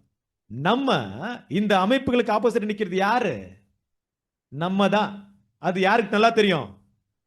அந்த எரோதியலுக்கு நல்லா தெரியும். இப்ப இருக்கிற பேகிஸ்த சபை அமைப்புக்கு போப்போ சிஸ்டமுக்கு பைபிள் ஸ்டூடெண்ட்ஸ் ஒருத்தங்க இருக்காங்க. அவங்க நமக்கு எதுக்கு நல்லாவே தெரியும். ஆனா இது வரைக்கும் ஒண்ணும் செய்ய முடியாது. அந்த நாட்டியம் ஆடி அவர் வாக்கு கொடுத்து கேட்கிற வரைக்கும் ஒண்ணும் செய்ய முடியாது. கரெக்டா? ஆனா நல்லாவே தெரியும் இப்படி ஒரு அமைப்பு இருக்கு, நம்மளை பத்தி தப்பா பேசிட்டு இருக்கு. தெரியுமா தெரியாதா? ஏன் அவங்க வந்து இங்க கேட்டாங்களா சப்ஜெக்ட? நம்ம பேசிக்கிறவங்க கேட்கறாங்களா? கேட்கல. பின்ன எப்படி தெரியும்? ரொம்ப நல்லா தெரியும். நம்ம தான் யூடியூப் ஃபேஸ்புக் நல்லா வச்சுட்டு என்ன பண்ணிட்டு இருக்கோம்? கிளீனா போட்டுட்டு இருக்கோமே, தைரியமா பண்ணிட்டு இருக்கோமே, ஒளிவு முறையா பண்ணிட்டு இருக்கோம். நம்ம நினைச்சிட்டு இருக்கோம் நமக்கு இதெல்லாம் யாரு கவனிக்கலன்னு. எல்லாம் என்ன பண்ணிட்டு இருக்காங்க? நல்லா தான் கவனிச்சுட்டு இருக்காங்க. தெரியுது. நம்ம சத்தியத்தை எல்லாம் கேட்க கவனிக்கல. நமக்கு ஆப்போசிட்டா யார் இருக்காங்கன்னு என்ன யார் தெரியும்? நல்லா அவங்களுக்கு தெரியும். அந்த அமைப்புகள் என்ன, அந்த சிஸ்டம் என்னன்னு தெரியும். அன்பான சராசரியில அப்ப அவங்களுடைய ஒரே ஒரு இலக்கு, ஒரே ஒரு டார்கெட் என்ன தெரியுமா? யோனுடைய தலையை எடுக்கணும். கரெக்டா? இவங்க எல்லாம் ஒண்ணு சேர்ந்தாலே சபையை வந்து என்ன பண்ணும்? முடிவுக்கு எடுத்துட்டேன். தலை எடுக்கணும் என்ன அர்த்தம்? கதையை முடிக்கணும். பூமியில சபையுடைய முடிவு வரணும். அதுக்கப்புறம் இவங்களுடைய ஆளுகை வந்து அதிகமா நடக்கணும். இதெல்லாம் நடக்கும். ஆக இதுக்கு முன்னாடி தேவனுடைய பிள்ளைகள் நம்ம மாம்சத்துல இருக்கு. நம்ம கவனிக்க வேண்டிய விஷயம் என்ன? இந்த அமைப்புகள் இங்கெல்லாம் ஒண்ணு சேர்ந்துட்டு இருக்கு. கரெக்டா? ஏதோ ஒரு வழியில நமக்கு ஆப்போசிட்டா வரலாம். நம்ம நினைச்சிட வேணாம் நம்ம தலையை அப்படியே எடுத்துருவாங்க. ஆனாலும் தேவனுடைய பிள்ளைகள் ஏதோ ஒரு கட்டத்துல நம்ம எதுக்காக நிக்க வேண்டியதா இருக்கு? சத்தியத்துக்காக நிக்க வேண்டியதா இருக்கு. எப்படி சொல்லலாம் அப்படின்னா, நம்ம பாக்குறீங்க பாஸ் ஒரு சப்ஜெக்ட் எல்லாம் பார்த்துட்டு இருக்கோம் இல்லையா? பாஸ் ஒரு சப்ஜெக்ட் சொல்லும் போது இதை எரோதை பத்தி தான் பேசிட்டு இருக்காங்க. எரோதுடைய புளித்த குறித்து என்ன பண்ணுங்க? எச்சரிக்கையா இருக்கு. கேட்டிருக்கீங்களா? அப்படின்னா என்னன்னு? எரோத புளித்துன்னா என்ன சொல்லுங்க. கேட்டு தானே இருக்கும். பாஸ் ஒரு 7 நாள் கிளாஸ் அந்த கேட்கலையா? பாவ வருஷம் சிந்தை வருஷம் கேட்கறல. சிஸ்டர் சொல்லுங்க. பாவ சிந்தை கேட்கல. பாவ ஆன்லைன் சிந்தை சிஸ்டர் சொல்லுங்க. சொல்லுங்க சிஸ்டர், இன்னொரு ரிப்பீட் பண்ணுங்க. பாவ சிந்தை என்ன சிந்தை?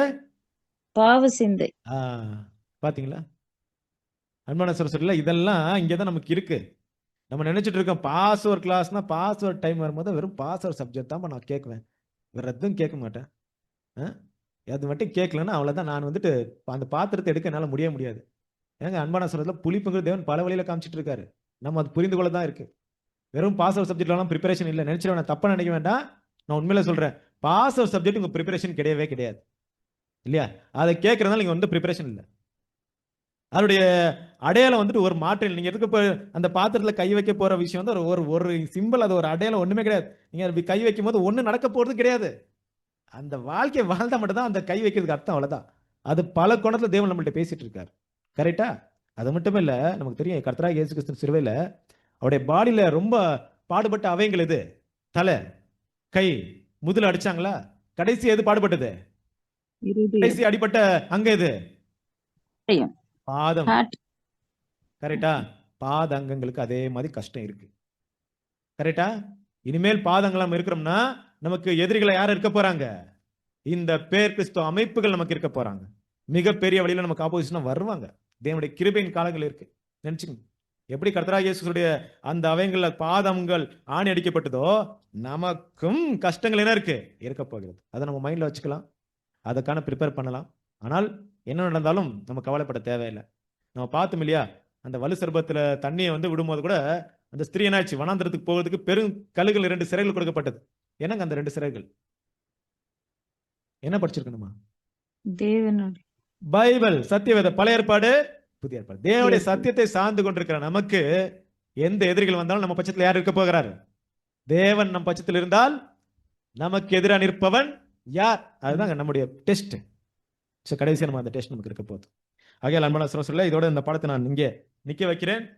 சோ வருகிற நாளத்துல தொடர்ச்சியான இந்த பகுதியை நம்ம பார்க்கலாம். இந்த ஒரு நாள்ல நம்ம பார்த்த இந்த பகுதியில் பார்க்கும்போது அந்த ஒரு ஆர்மகதன் அப்படிங்கிற அந்த விஷயத்துடைய கனெக்டா எதுக்காக நடக்குமோ அந்த ரிலீஜியஸ் வியூவில் நம்ம பார்த்தோம். அதுல கூட 16வது சொல்லப்பட்டிருக்க அந்த வலு சர்பம், மிருகம், கள்ளத்திற்குதர்சி, இந்த 3 பேரை பார்த்தோம். இந்த வலு சர்பம் சிவில் பவர் அடையாளமா இருக்கும்போது, இந்த மிருகம் பர்பஸ் சிஸ்டம் அடையாளமா இருக்கு, இந்த கள்ளத்திற்குதர்சி ப்ரொடெக்ஷன் சிஸ்டம் அடையாளமா இருக்கு. இவங்க 3 பேரும் ஒன்னு சேரும் போது நிச்சயமாக இவங்க ஒன்னு சேர்க்கும் போது அந்த ஒரு வாயில இருந்து அசுத்தாவிகள் என்ன வரும் நம்ம இதை பார்க்கலாம். அந்த தவளைகளுக்கு ஒப்பான அசுத்தாவிகள் அடுத்த டைம்ல என்ன பண்ணலாம் பார்க்கலாம். ஆகையால் இதன் மூலியமாக தேவனுடைய பிள்ளைகளுக்கும் துன்பங்கள் இருக்கும் அப்படிங்கிற பகுதி கூட இந்த இடத்துல பார்த்தோம். சோ வருகிற நாட்களில தேவனுக்கு சித்தமானால் தொடர்ச்சியான பாடங்களை பார்க்கலாம். தேவன் தாம் இந்த பாடத்தை ஆசீர்வதிப்பாராக. ஆமென்.